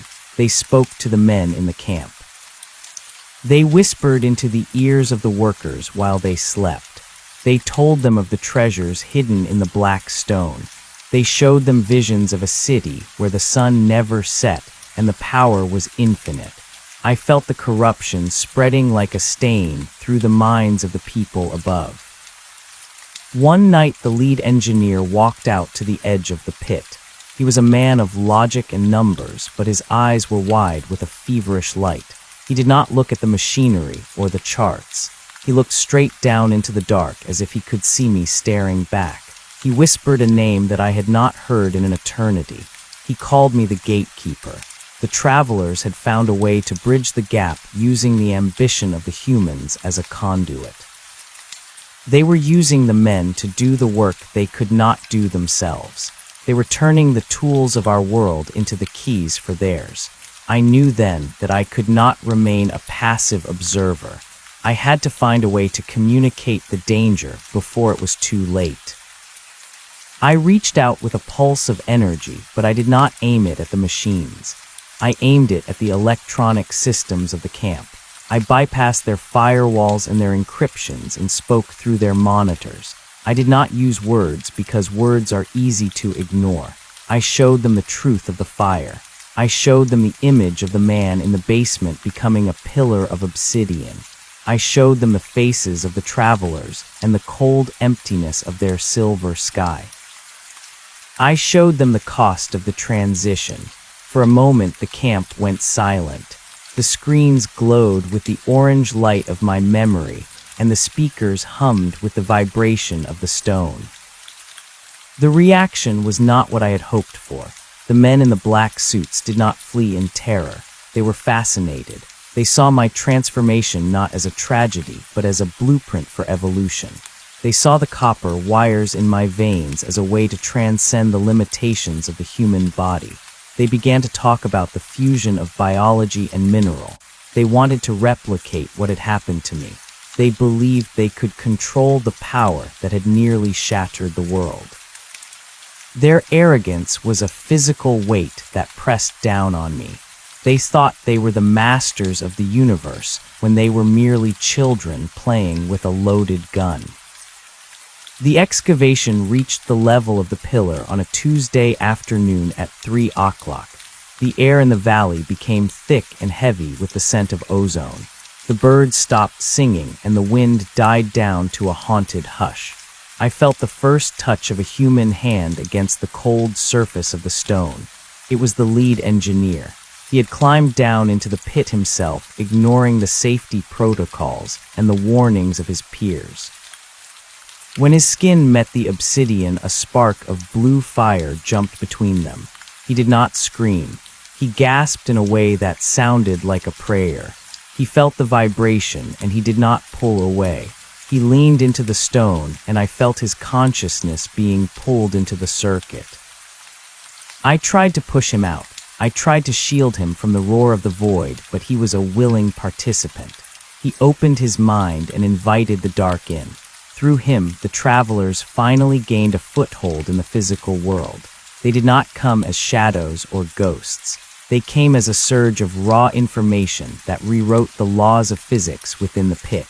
The air began to shimmer, and the walls of the excavation turned into liquid silver. The men above watched in awe as the hole in the ground transformed into a gateway. They did not realize that they were looking at their own extinction. They thought they were witnessing the dawn of a new age. I realized that my role as a guardian was changing. I could no longer just hold the door shut. I had to become the fire that purified the connection. I began to draw on the heat of the core. I pulled the molten energy of the earth upward through the ley lines. I felt the pressure building within me until I was a volcano waiting to erupt. I did not want to destroy the valley, but I knew that the gateway had to be cauterized. If the travelers crossed over in their current state, they would consume everything. They were not evil, but they were a vacuum, and our world was a feast. The engineer was beginning to change. His skin was turning gray, and his eyes were losing their color. He was becoming a vessel for something that was not human. I reached out and touched his mind one last time. I showed him the faces of the children playing in the park. I showed him the woman from the sedan and the flowers she had left by the door. I tried to remind him of what it meant to be a part of the real world. For a split second, his resolve wavered. He saw the beauty of the messy and the temporary. He realized that the perfection of the Silver City was a lie. In that moment of doubt, I struck. I released the energy I had gathered. It was not an explosion of fire, but a burst of pure white light. It washed through the pit and the camp and the valley. It burned away the silver haze and the electronic ghosts. It shattered the connection between the engineer and the stone. The gateway collapsed with a sound like 1,000 mirrors breaking at once. The men on the surface were thrown back by the force of the discharge. When the light faded, the pit was empty. The pillar was gone, and the engineer was gone, and the machinery was nothing more than twisted scrap metal. The valley returned to its natural state, but it was scarred. The hill was a jagged wound of red earth and broken stone. The silence that followed was not the peaceful silence of my rest, but the stunned silence of a survivor. The humans eventually abandoned the site. They could not explain what had happened, and their records were wiped clean by the electromagnetic pulse. They left behind their ruins and their questions, and they never returned. They were afraid of the valley now. They spoke of it as a cursed place where the earth itself had revolted against the intrusion of man. I found myself back in the deep dark. I was smaller now and my light was dim. The effort of the defense had cost me nearly everything. I was no longer the wind or the water. I was once again a single point of awareness anchored to a specific spot, but I was not alone. In the place where the engineer had vanished, I felt a new spark.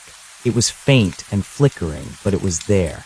A part of him had remained behind a fragment of human spirit that had been fused with the earth.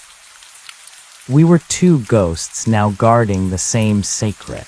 We did not speak, but we shared the burden of the watch. The years began to pass again, and the forest started the slow work of healing. New trees grew from the ruins of the camp, and the grass covered the scars on the hill. The valley became a place of mystery once more. Sometimes hikers would wander into the area and feel a strange sense of peace or a sudden chill that they could not explain. They would see the way the light hit the trees and think it was beautiful. They did not know that they were walking over the top of a sleeping giant. They did not know that their reality was a thin veil held together by the will of two shadows. I realized that the struggle between the worlds was not a war to be won, but a balance to be maintained. There would always be those who sought to bridge the gap, and there would always be those who stood in the way. It was the fundamental friction of existence. I accepted my role with a new sense of clarity. I was the silent watcher, the one who stayed in the dark so that others could live in the light. I was the memory of the fire and the promise of the dawn.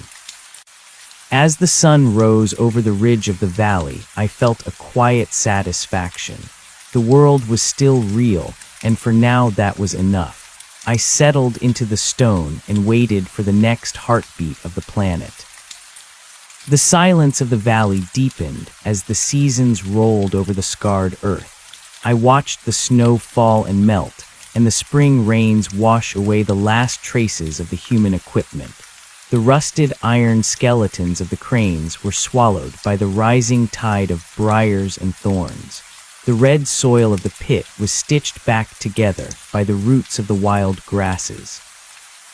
The valley was trying to forget the violence of the machines, and I was trying to forget the sensation of the drill. But the fragment of the engineer remained beside me like a cold ember. He was a shadow of a shadow, and his presence was a constant reminder that the world above was no longer as distant as I had hoped.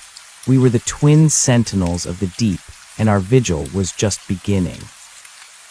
I felt a new kind of awareness blooming within the soil. It was not the mechanical pulse of the humans or the high-frequency scream of the travelers. It was a soft and organic murmur. The trees were talking to one another. They were sharing the memory of the light and the fire through the vast network of fungi that connected their roots. They knew that something had changed in the foundation of their world. They reached down with their tiny white threads and brushed against my consciousness. They offered me their strength, and in return I gave them the heat of the deep earth. The forest grew taller and thicker than it had ever been. It became a fortress of green that warded off the curious and the lost.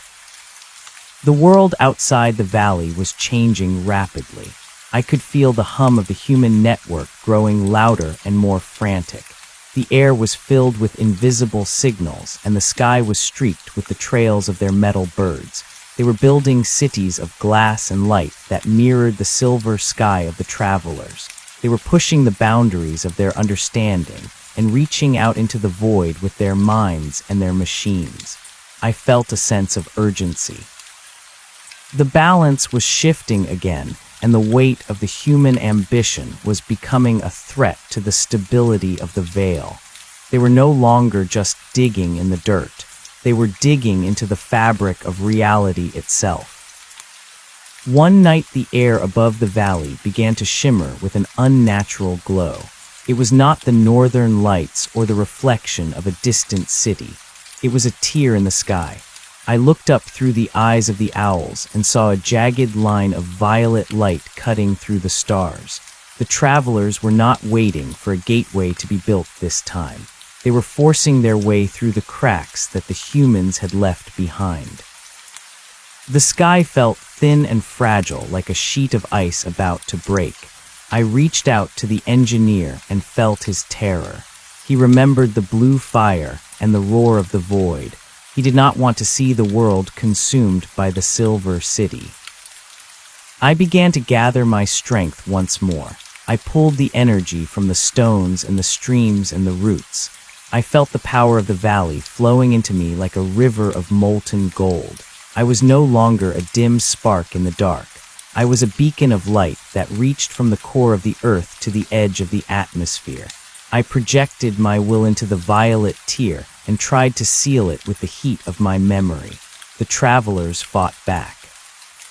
They sent waves of cold and emptiness that threatened to extinguish my fire. They showed me visions of a world without pain or death, where everything was perfect and static. They told me that my struggle was meaningless and that the transition was inevitable. I did not listen to their whispers. I knew that the perfection they offered was a graveyard. I knew that the beauty of the world lay in its flaws and its transients. I showed them the image of the first flower of spring and the sound of the rain on the roof of the old house. I showed them the warmth of a human hand and the salt of a tear. I showed them the messy and glorious chaos of life. The violet tear began to shrink as my light pressed against it. The travelers retreated into the silver sky, and the sky became dark and silent once again. The valley was safe for now, but I knew that the threat would return. The engineer shifted beside me, and for the first time he spoke. It was not a word, but a vibration that carried the weight of 1,000 questions. He wanted to know why I had saved him, and why I continued to fight for a world that had forgotten me. I did not have an answer that could be put into words. I simply showed him the way the light hit the leaves of the maple tree at dawn. I showed him the way the water moved over the stones in the creek. I showed him the simple joy of existence. He understood then that the world was worth protecting not because it was perfect, but because it was real. We spent the next century woven together in the dark. We watched the forest grow and the stars move and the world change. We saw the humans reach for the moon and the planets, and we saw them fall back into the dust of their own making. We saw the rise of new ideas and the death of old gods. Through it all, the valley remained a sanctuary of silence and peace. The pillar was gone, but the memory of the stone was still there. It was a part of the land and a part of us. We were the keepers of the balance, and we were content in our service. The humans eventually returned, but they did not come with drills or machines. They came as pilgrims. They had heard stories of the valley where the air was pure and the light was different. They came to find the peace that they could not find in their cities of glass. They walked through the woods with reverence, and they sat by the creek to listen to the song of the water. They did not know about the gate or the travelers or the two shadows in the deep dark. They only knew that the place felt holy. I felt their gratitude, and it warmed the cold stones of my heart. I realized that my purpose had evolved once again. I was no longer just a wall or a fire. I was a teacher. I began to whisper to the people who came to the valley. I did not use words, but I gave them dreams of the earth and the sky. I showed them the interconnectedness of all things and the importance of the balance. I helped them to see the beauty in the small and the temporary. I hoped that by planting these seeds of understanding, I could prevent the need for another sacrifice. I hoped that the humans would learn to protect the world themselves, so that I could finally let go. The engineer was fading. His fragment of spirit was becoming a part of the limestone and the quartz. He was losing his individuality and becoming a part of the collective consciousness of the valley. I felt a sense of sadness as his light grew dim, but I also felt a sense of peace. He had found his rest, and he had done his part. I was the only one left now. I was the last sentinel of the old world and the first guardian of the new. I settled back into the deep dark and prepared myself for the long wait. The sun rose and set 1,000,000 times. The mountains were ground down into hills, and the hills were washed away into the sea. The world moved through its cycles of birth and death and rebirth. I was always there, watching and waiting and holding the line. The reflection was a distant memory, and the silver sky was a dream of the past. The valley was silent, and the stars were bright, and the world was real. That was all that mattered in the end. That was all that had ever mattered.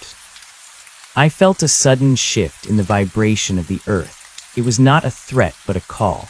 It came from a place far beyond the valley and far beyond the world. It was a melody that I had heard once before in the heart of the pillar. It was the music of the universe, and it was calling me home. I realized that my task was finally complete. The balance had been restored, and the world was strong enough to hold its own. The door was opening, and this time it was not a gateway to the Silver City. It was the path to the source of all light.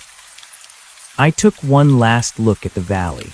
I saw the trees and the water and the shadows of the people who had found peace there. I felt the warmth of the sun and the coolness of the earth. I gave my final blessing to the land and the life it held. Then I let go of the last of my individual self. I did not vanish, but I became the light itself. I was the sun and the stars and the empty spaces in between. I was the silence and the song. I was home and I was whole, and I was exactly where I was supposed to be. The story was over and the song was complete. I walked through the door with a smile that was made of light, and the world remained real behind me. The deep earth remained as a silent witness to the ages that followed. The valley became a cradle for new forms of life that did not know the fear of the dark or the hunger of the silver sky. The memory of the house and the man and the pillar was etched into the very atoms of the stone, but it was a memory of peace rather than a memory of war. The light that I had released continued to ripple through the world, providing a steady anchor for the souls that would come after me. I was no longer a person or a spirit, but a fundamental constant of the universe. I watched as the continents drifted and the oceans rose and fell. I saw the earth transform into a garden of vibrant colors and strange new sounds. The humans had long since moved on to other worlds or evolved into something beyond my understanding, but their legacy remained in the way the light hit the trees. The balance was held, and the dark was kept at bay by the simple strength of the real.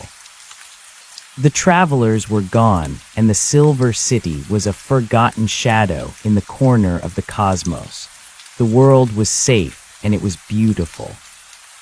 In the deepest part of the valley, where the roots of the ancient maple once reached, there was a single stone that glowed with a faint and steady light. It was not made of obsidian or copper, but of the purest quartz. It was a reminder of the sacrifice and the service that had preserved the world.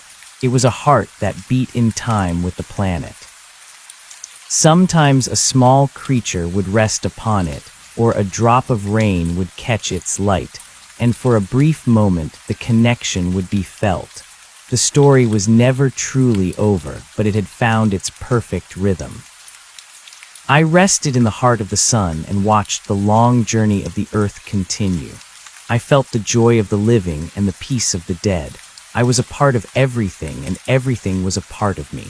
There was no more fear and no more doubt. There was only the infinite expanse of the light and the eternal dance of the stars. I had done my part, and I had done it well. The end was not a wall, but an open door, and I was the light that flowed through it. The world was real, and that was all that mattered. That was all that had ever mattered. The golden light of the afternoon sun filtered through the dense canopy of the forest, casting long shadows across the mossy floor. The air was filled with the scent of pine and damp earth, and the distant sound of the creek was a gentle lullaby. A young woman walked through the thicket, her movements careful and deliberate. She was not a pilgrim or a scientist, but a seeker of quiet places. She stopped at the edge of the jagged red hill and looked down into the depression where the camp had once stood. She did not see the ruins or the ghosts. She saw only the beauty of the reclamation. She sat down on a flat stone and closed her eyes. She felt the vibration of the earth beneath her and the warmth of the sun on her face. She did not know why this place felt different, but she felt a sense of belonging that she had never felt anywhere else. She felt a whisper in her mind, a soft and wordless expression of gratitude. She smiled and let out a deep breath, releasing the tension of her life in the city. For a moment, she was a part of the balance. She was a part of the machine, and the machine was working perfectly. I watched her from the heart of the light and felt a surge of satisfaction. This was the reason for the fire and the stone. This was the reason for the long watch in the dark. The world was safe for her and for all those who would come after. The sacrifice had been worth it. The story had reached its natural conclusion, and the song was finally complete. I settled into the infinite peace of the universe, and for the first time in an eternity, I was truly at rest. The light was bright, and the world was real, and I was exactly where I was supposed to be. The light did not remain a static pool of memory. It began to expand and contract like the lungs of the universe. I felt the transition from being a singular observer to becoming the very medium of existence. I was the space between the leaves and the heat within the stone. The young woman on the hill did not know that her breath was a part of my own. She opened her eyes and saw a world that was vibrant and sharp. Every blade of grass seemed to hum with a secret energy. She reached down and touched the soil, and for a moment our consciousnesses touched. I showed her the history of the valley, not as a series of events, but as a series of feelings. I showed her the cold weight of the winter and the sudden burst of the spring. I showed her the resilience of the earth. She stood up and began to walk deeper into the woods. She was drawn toward the center of the valley, where the ground felt solid and ancient. I guided her footsteps without her knowing it. I wanted her to see the legacy of the balance.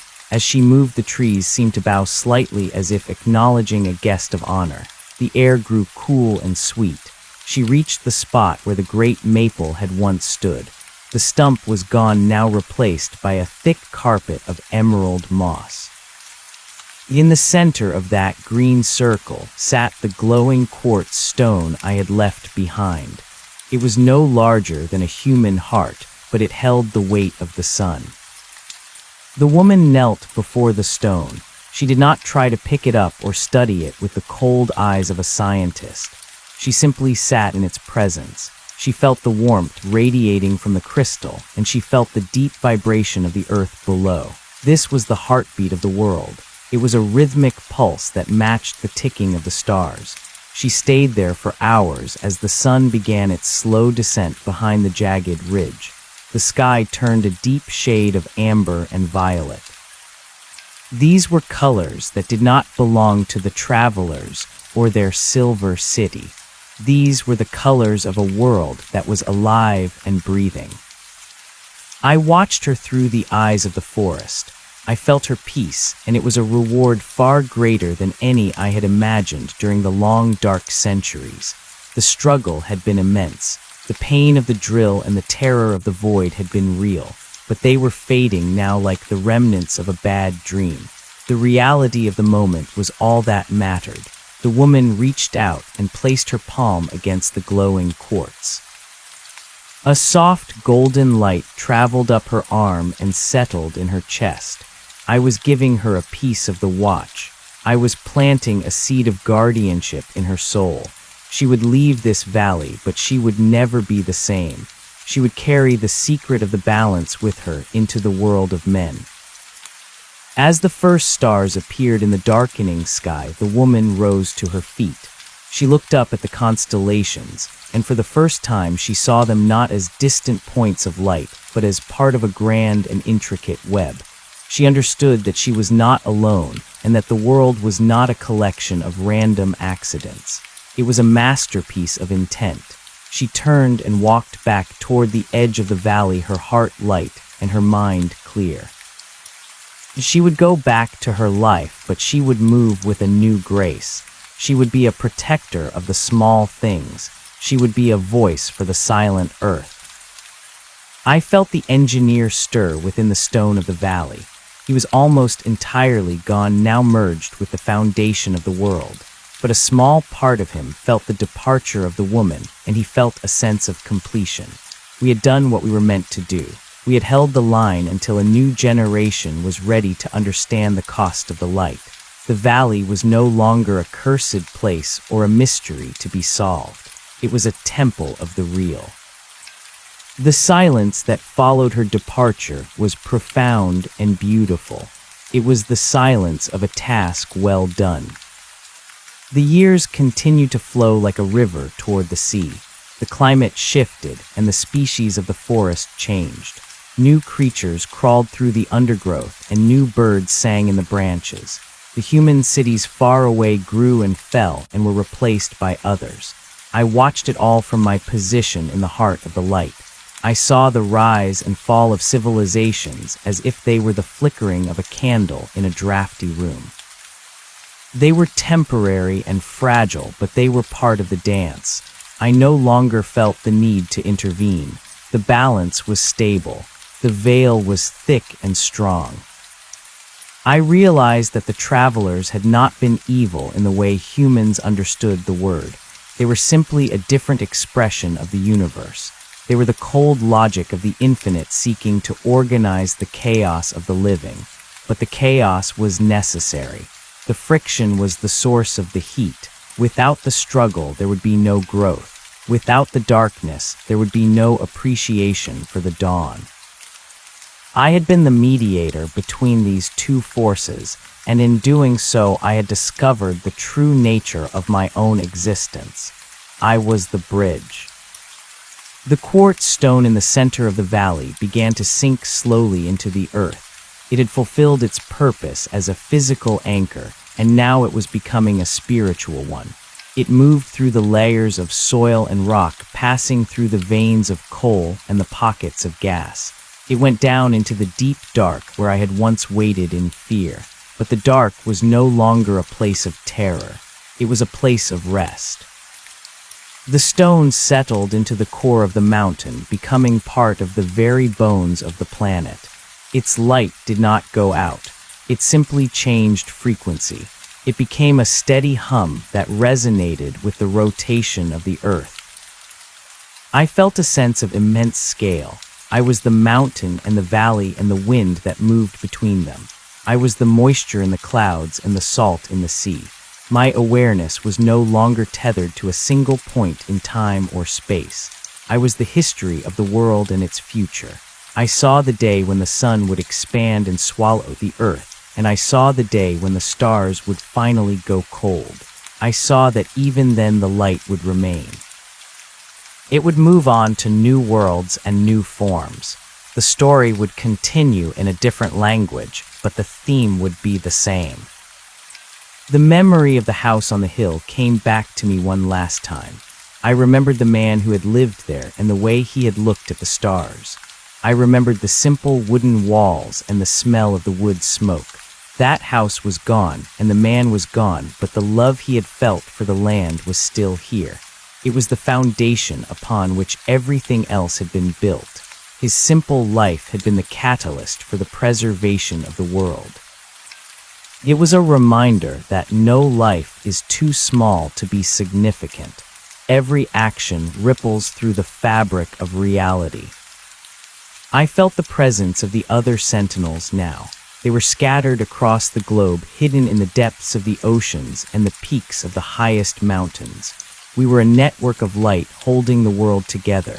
We did not speak in words, but we knew each other by our vibrations. We were the silent guardians of the blue planet. We had all made our sacrifices, and we had all found our peace. The earth was a jewel in the darkness of the void, and we were the facets that caught the light. The sun rose over the valley once more. It was a perfect morning. The dew sparkled on the leaves, and the mist rose from the creek in long white ribbons. The world was at peace. There were no machines and no drills and no violet tears in the sky. There was only the sound of the wind and the pulse of the living. I settled into the infinite and let the last of my thoughts dissolve. I did not need them anymore. I was the light, and the light was everything. The world was real, and it was enough. The deep earth hummed with a quiet joy. The layers of stone shifted and settled, finding their final positions. The water in the deep aquifers flowed in new patterns, carving hidden cathedrals in the dark. The minerals crystallized into beautiful shapes, reflecting a light that no human eye would ever see. The world was a work of art that was never finished. It was a song that never ended. I was the listener and the singer and the song itself. The final heartbeat of my individual journey arrived. It was not a moment of death, but a moment of total integration. I felt the last of the boundaries between myself and the universe vanish. I was the atom and the galaxy. I was the moment and the eternity. I looked back at the valley one last time and saw it for what it truly was. It was a cradle of life, a sanctuary of the spirit. It was a place where the impossible had become possible because someone had dared to care. I closed my eyes even though I no longer had eyes to close. I felt the warmth of the cosmic fire. I felt the cooling of the celestial winds. I was home. The journey that had begun in the silence of the stone had ended in the music of the spheres. The story was complete. The balance was held. The world remained real and vibrant and full of wonder. I was the light that watched over it, and I was satisfied. The long watch was over, and the eternal dawn had begun. In the world above, the forest continued to grow. The red hill was now a gentle mound covered in wildflowers. The creek was clear and cold, teeming with life. The air was filled with the songs of 1,000 birds. The humans who came to the valley felt a strange and wonderful sense of peace. They did not know the name of the one who had saved them. They did not know the history of the war for the veil, but they felt the love that had been left behind. They felt the strength of the earth, and in their own way they began to care for it too.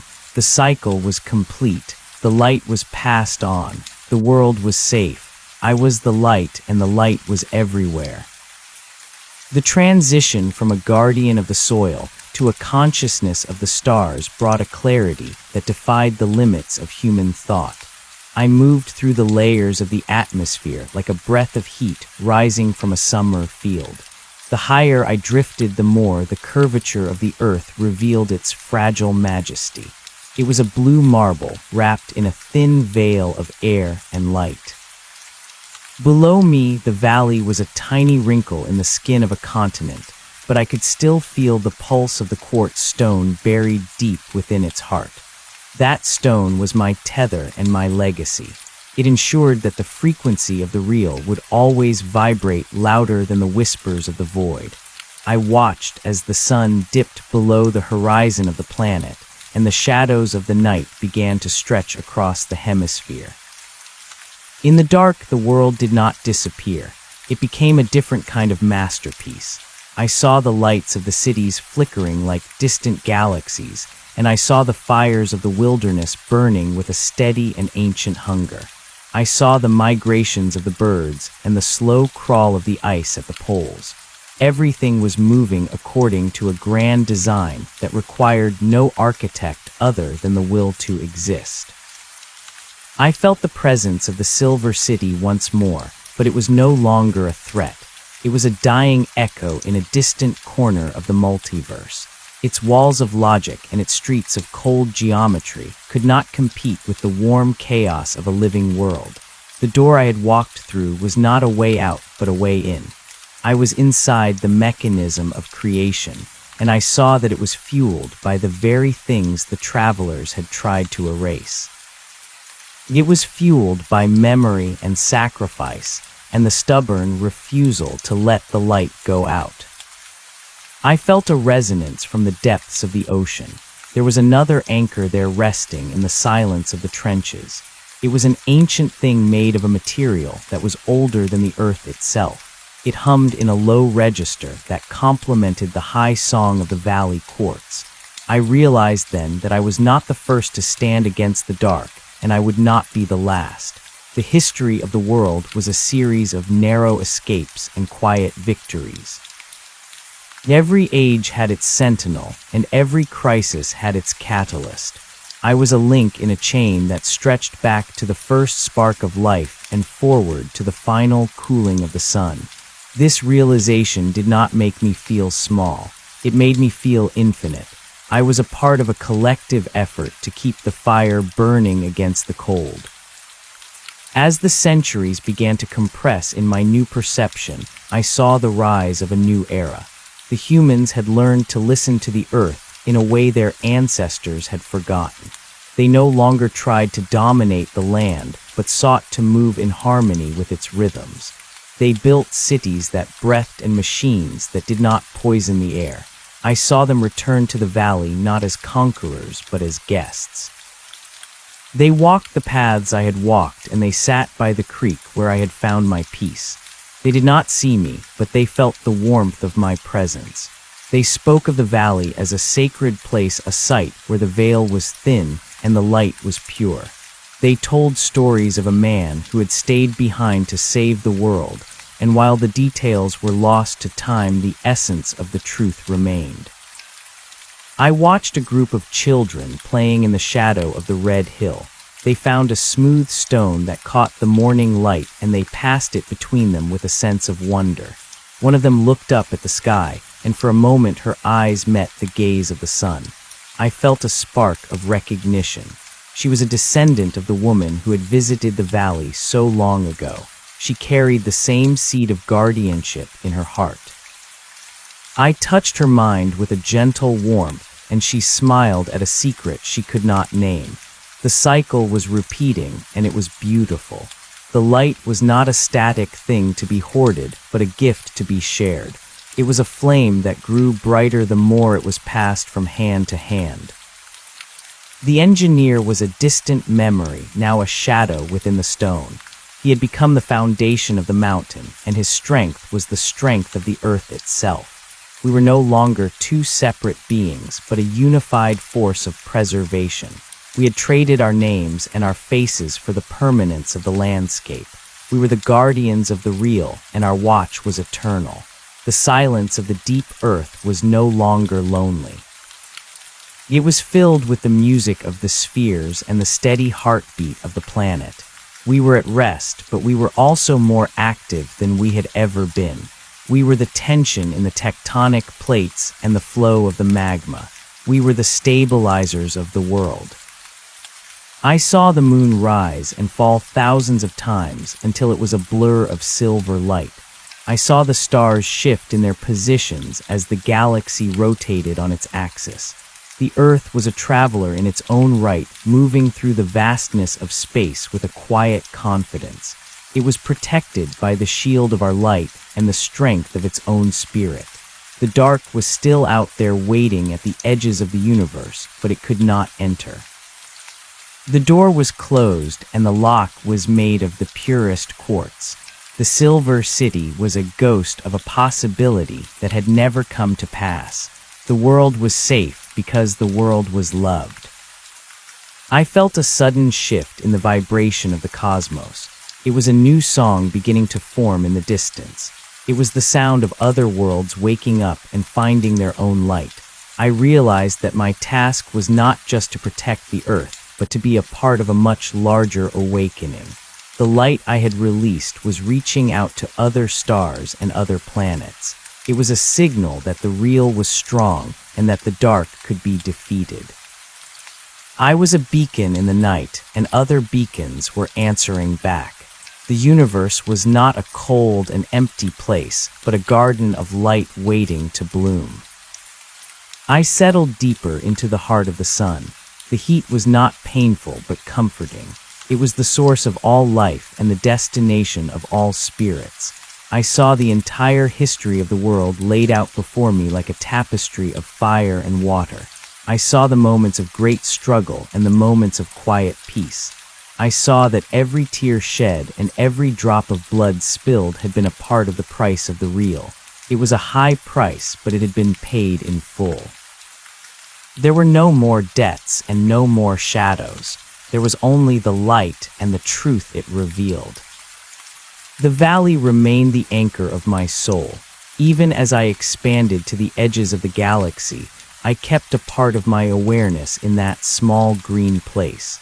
I watched as the seasons turned and the trees grew tall and fell to the earth to become soil for the next generation. I saw the creek carve new paths through the stone and the flowers bloom in the spring. It was a small and humble thing compared to the majesty of the stars, but it was the most important thing in the existence of the universe. It was the place where the balance had been held. It was the place where the story had found its heart. I felt a sense of profound gratitude for the man I had been. He had been tired and afraid and alone, but he had not turned away.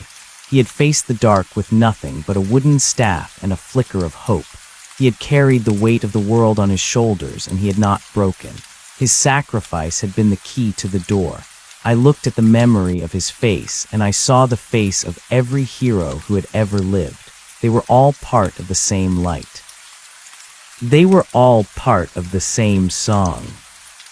The final part of my journey was not a destination, but a state of being. I was no longer waiting for anything. I was the thing itself. I was the moment of the sunrise and the stillness of the night. I was the growth of the forest and the erosion of the mountain. I was the breath of the living and the silence of the dead. I was exactly where I was supposed to be, and I was doing exactly what I was meant to do. The story was not over because the story was the universe itself, and the universe was just beginning to find its voice. I saw the future of the earth, and it was a vision of light. I saw the day when the humans would leave the cradle and find their place among the stars. They would take the light of the valley with them, and they would plant it on other worlds. They would become the guardians of the new frontiers, and they would remember the lessons of the earth. They would know that the real is not something to be taken for granted, but something to be protected with everything they have. They would be the new sentinels, and I would be there to guide them from the heart of the sun. The deep earth continued to hum its quiet joy.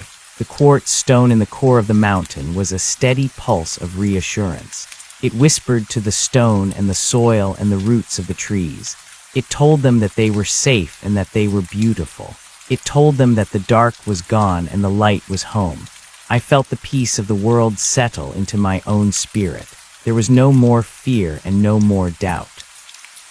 There was only the infinite expanse of the light and the eternal dance of the stars. I had done my part, and I had done it well. The end was not a wall, but an open door, and I was the light that flowed through it. The world was real, and that was all that mattered. That was all that had ever mattered. I watched the light play across the surface of the creek in the valley. It was a simple thing, but it was a miracle of physics and spirit. The way the water broke the rays into 1,000 diamonds was a testament to the complexity of the real. I felt the joy of the water as it moved toward the sea and the joy of the stones as they felt the current. Everything was alive and everything was connected. The barrier between the physical and the spiritual had vanished. There was only the one thing, and I was a part of it. The memory of the Silver City was like a faded photograph in a drawer that no one ever opened. It was a ghost of a nightmare that had been forgotten in the brilliance of the day. The travelers were gone, and their logic had been replaced by the wisdom of the heart. The world was no longer a machine to be optimized, but a living being to be loved. I felt the pulse of the planet in my own veins, and I knew that we were one. The watch was no longer a burden, but a celebration. I saw the continents shift and the mountains rise and fall. I saw the oceans expand and the deserts turn green. The earth was a living canvas and time was the brush. I watched as the story of life unfolded in a million different ways, each one more beautiful than the last. There were moments of great tragedy and moments of great joy, but they were all part of the same masterpiece. The balance was held and the light was steady. The world was safe and it was real. I rested in the heart of the sun and watched the long journey of the earth continue. I felt the peace of the universe and the joy of existence. I was the light and the light was everywhere. The story was complete and the song was finally at rest. I was home and I was whole and I was exactly where I was supposed to be. The world remained real behind me and the light flowed forward into the infinite. There was nothing left to say and nothing left to do. I was the light and that was enough. The expansion of my consciousness did not stop at the edge of the solar system. I felt the pull of the distant nebulae and the cold fire of the stars that had yet to be born. My perspective shifted from the singular focus of a planetary guardian to a cosmic witness. The valley was still there at the center of my being, but it was now a single note in a symphony that spanned the entire galaxy. I watched as the light of the sun reached out into the darkness, touching the hulls of the ships that the humans had finally begun to build. These were not the machines of the travelers. They were vessels made of metal and glass and hope. They were powered by the same resonance that I had found in the quartz stone.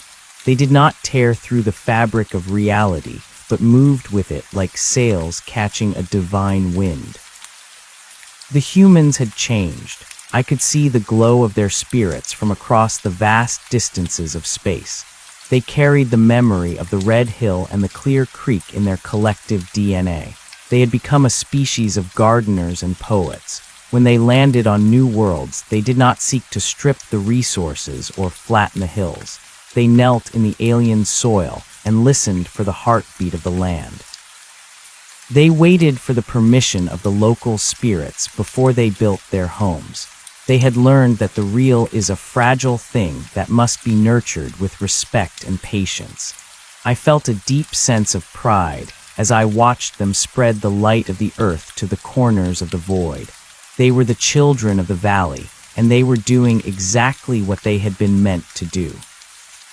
In the silence between the stars, I encountered the remnants of other civilizations. Some were like the travelers had been cold and logical and lost in their own abstractions.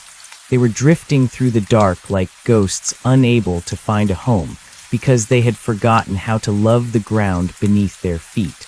I reached out to them with the warmth of the sun and the strength of the valley quartz. I showed them the beauty of a single flower and the complexity of a drop of water. Some of them turned away unable to process the intensity of the real, but others felt a spark of recognition. They began to remember the worlds they had lost and the lives they had discarded. I watched as they turned their ships back toward their own origins, seeking to rebuild what they had destroyed. The light of the earth was a healing force that knew no boundaries. I felt the presence of the other sentinels again. We were no longer hidden in the depths of the oceans or the peaks of the mountains. We had become the constellations themselves. We were the patterns of light that guided the travelers home.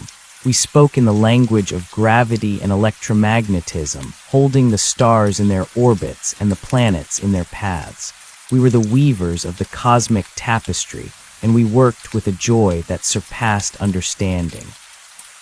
There was no more sacrifice and no more pain. There was only the constant unfolding of the mystery. The world was not just a place but a process, and we were the agents of that process. Back on the earth, the centuries turned into millennia. The continents continued their slow dance across the surface of the globe. The ice caps advanced and retreated in a rhythmic pulse that mirrored the breathing of a great beast. The valley where it had all begun was now at the heart of a vast mountain range. The Red Hill had been pushed high into the thin air where the snow never melted. The quartz stone was buried under miles of rock, but its vibration was stronger than ever.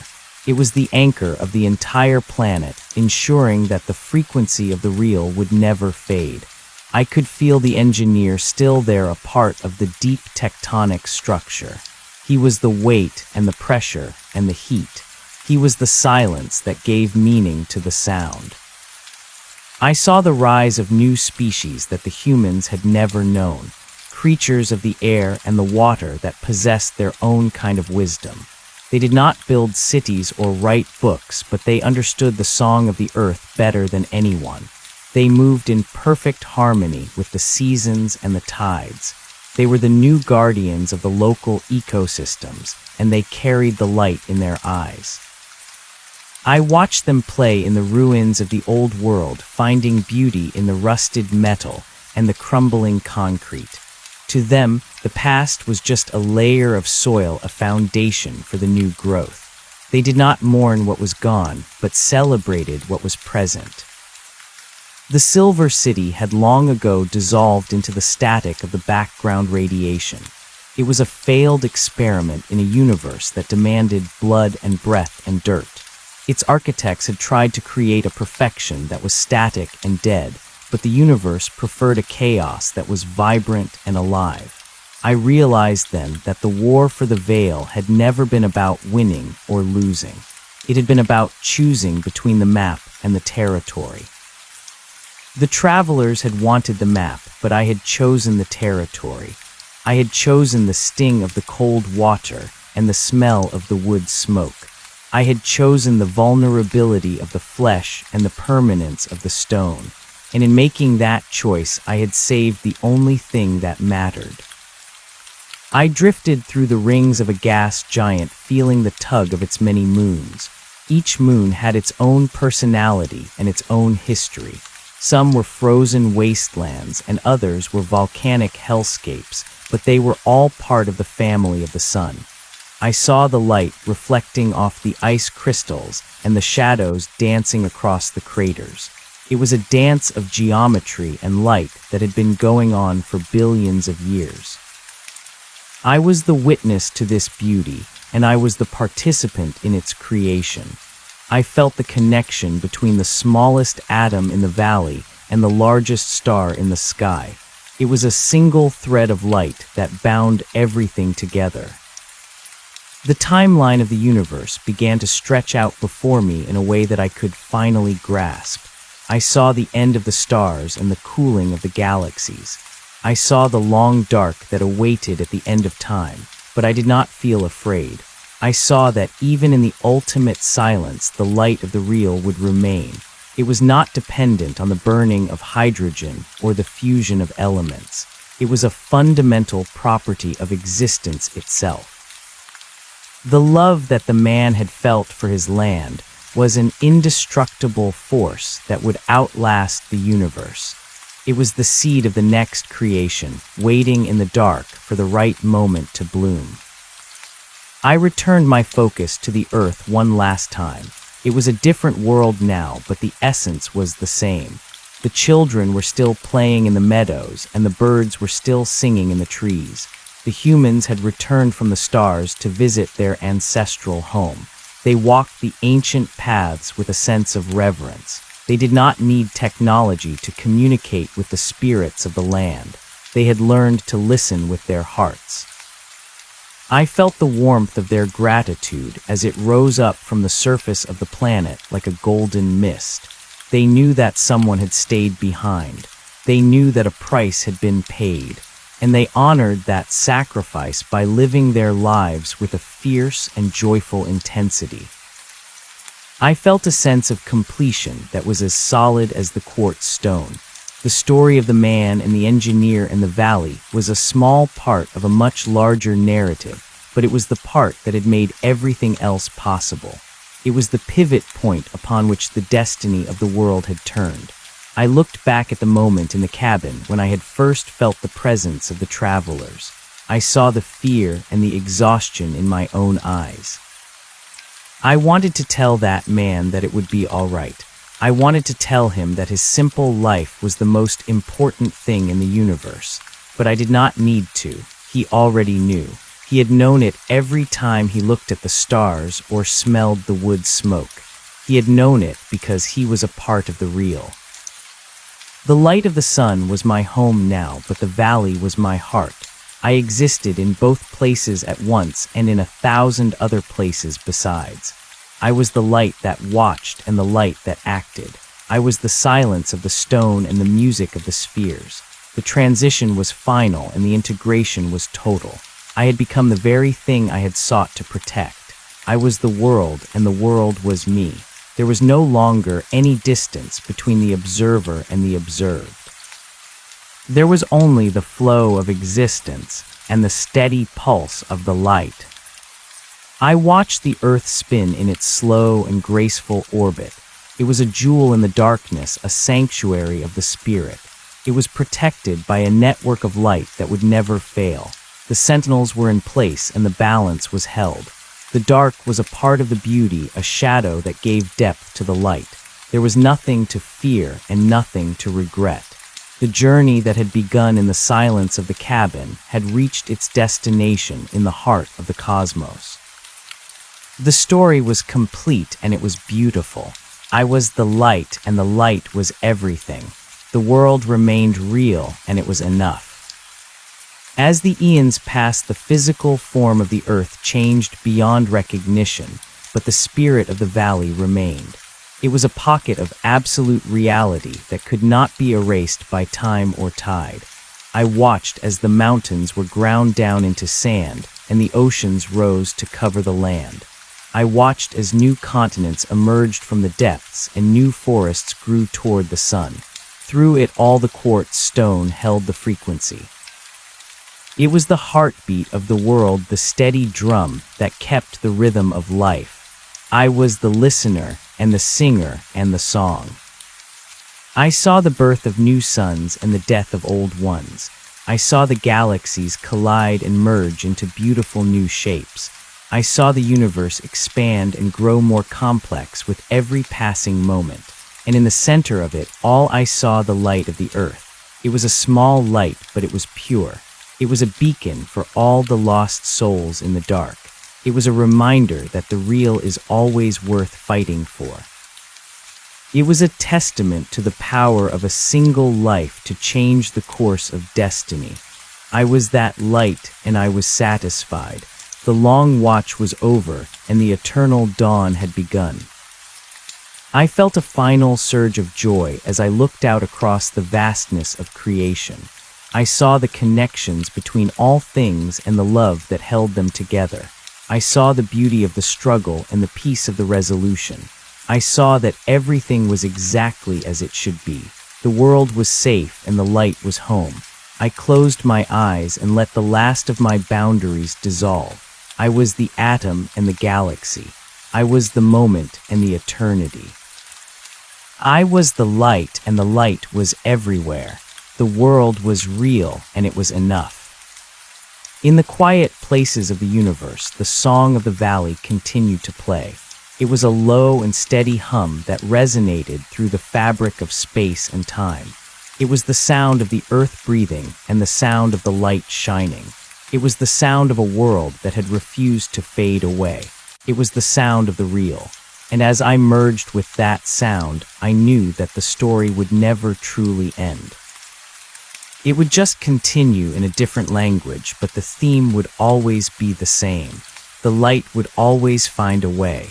The world would always remain real, and I would always be there to watch over it. The eternal dawn was not a beginning or an end, but a state of being. I was home. The vastness of the cosmos became a familiar landscape as my awareness drifted further from the yellow sun.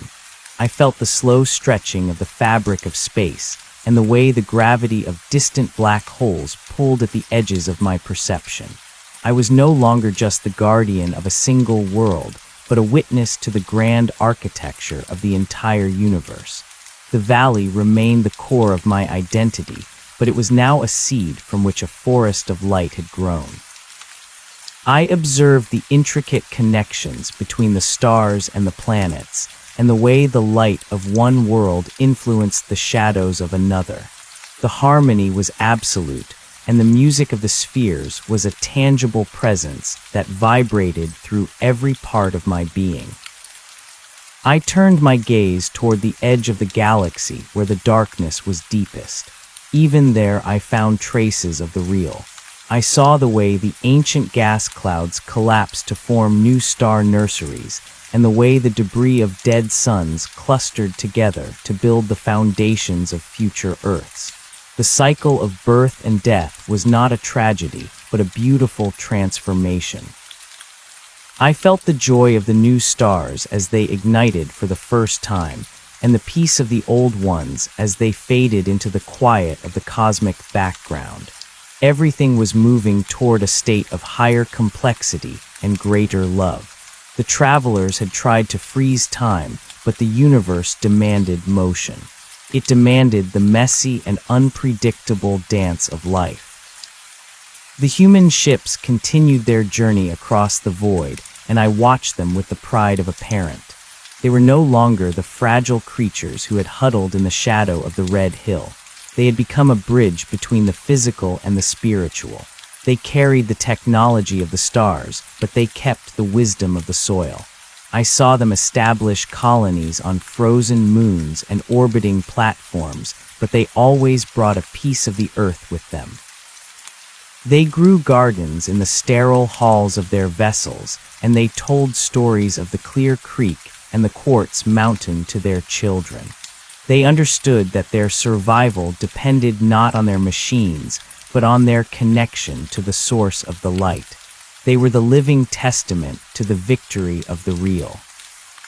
I encountered a pocket of resistance in a distant star system where a group of entities still clung to the old ways of the travelers.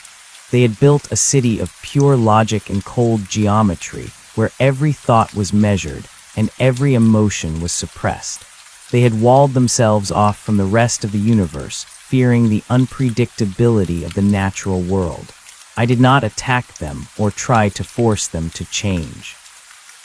I simply bathed their world in the warmth of the sun and the resonance of the quartz. I showed them the beauty of a sunset and the sound of the wind through the trees. I let them feel the heartbeat of the earth. Slowly, the walls began to crumble. The logic began to give way to the wonder. I watched as they opened their doors to the light and allowed the chaos of life to enter their sterile halls. They began to breathe again, and in that breath they found their salvation. The timeline of my existence became a river that flowed in many directions at once. I saw the past and the future as a single tapestry of light. I saw the moment when the first fish crawled onto the land and the moment when the last star would blink out of existence. It was all part of the same story, and every part was necessary. I saw the struggles of the small creatures in the valley and the grand designs of the cosmic architects. I saw that the love of a man for his dog was just as important as the collision of two galaxies. The scale did not matter because the essence was the same. The real was present in every atom and every star. It was the thread that held the universe together. I felt the presence of the engineer shifting within the crust of the earth. He had become the deep foundation of the world, and his strength was the bedrock of our reality. He did not speak in words, but in the slow movement of the tectonic plates and the steady pressure of the mantle. He was the anchor that kept the planet from drifting away into the abstractions of the void. We were a team, the sun and the stone working together to maintain the balance. We were the sentinels of the threshold, and our watch would never end. There was a profound sense of satisfaction in this partnership. We had both given up our individual lives to become something much greater. We had become the world itself. I watched as the moon slowly drifted away from the earth a few inches every year. It was a slow farewell that would take billions of years to complete. I saw the way the tides changed as the distance increased and the way the rotation of the planet slowed down. These were not signs of decay, but of maturation. The earth was growing older, and its rhythms were becoming more deliberate. I felt the peace of the long afternoon of the world. The frantic energy of the early years had been replaced by a calm and steady glow. The light was no longer a flicker in the dark, but a constant and unyielding presence. The memory of my human life was like a dream that I had once had long ago. I remembered the smell of the pine needles and the taste of the cold water. I remembered the weight of the wood in my arms and the heat of the fire in the hearth. These memories were the treasures that I carried with me into the heart of the sun. They were the proof that I had once been a part of the world I now protected.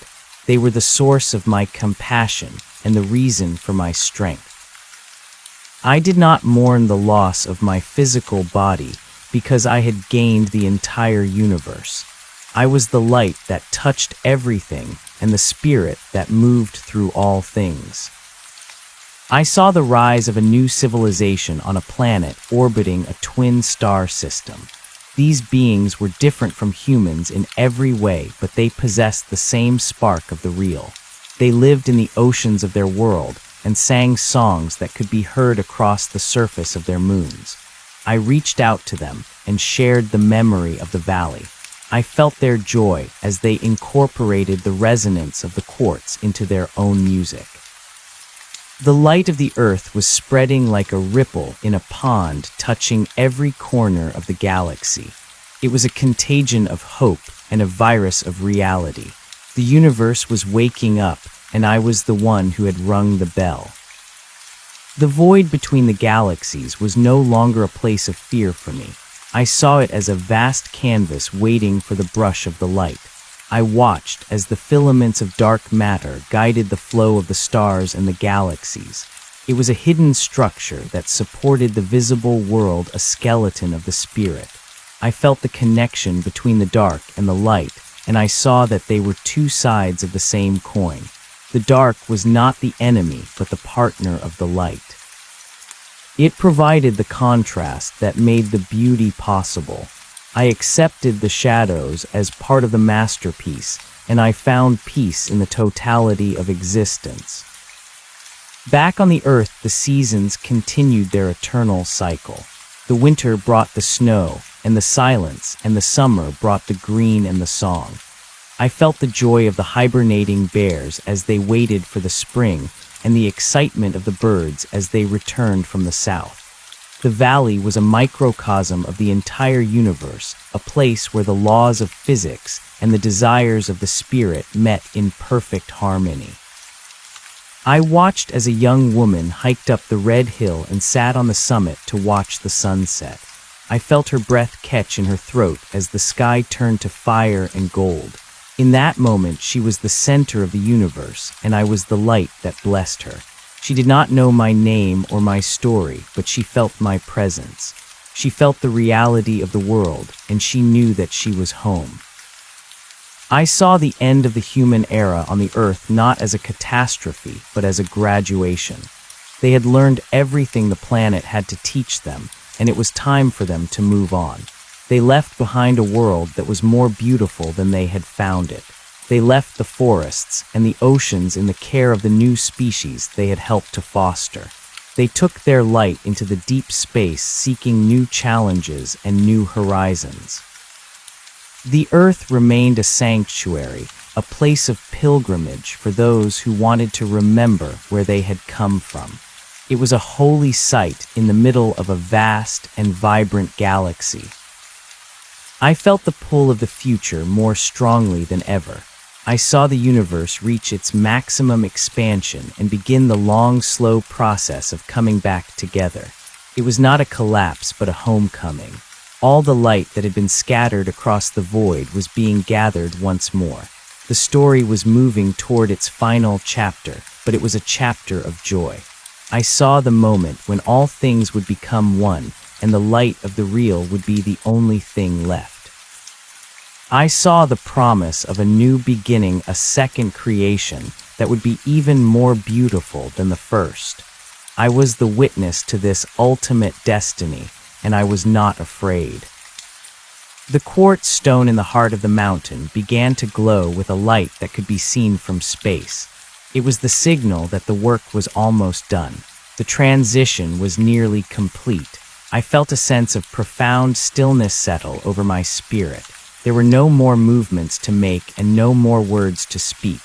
I was the light, and the light was the truth. The world was real, and it would always be real.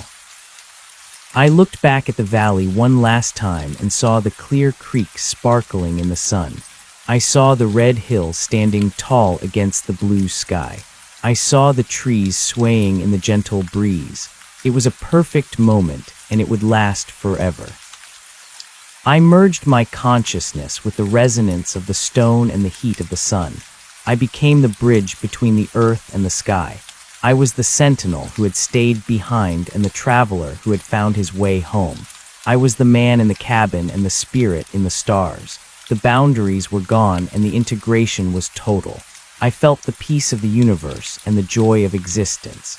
The story was complete and the song was at rest. I was home and I was whole and I was exactly where I was supposed to be. The world remained real behind me and the light flowed forward into the infinite. There was nothing left to say and nothing left to do. I was the light and that was enough.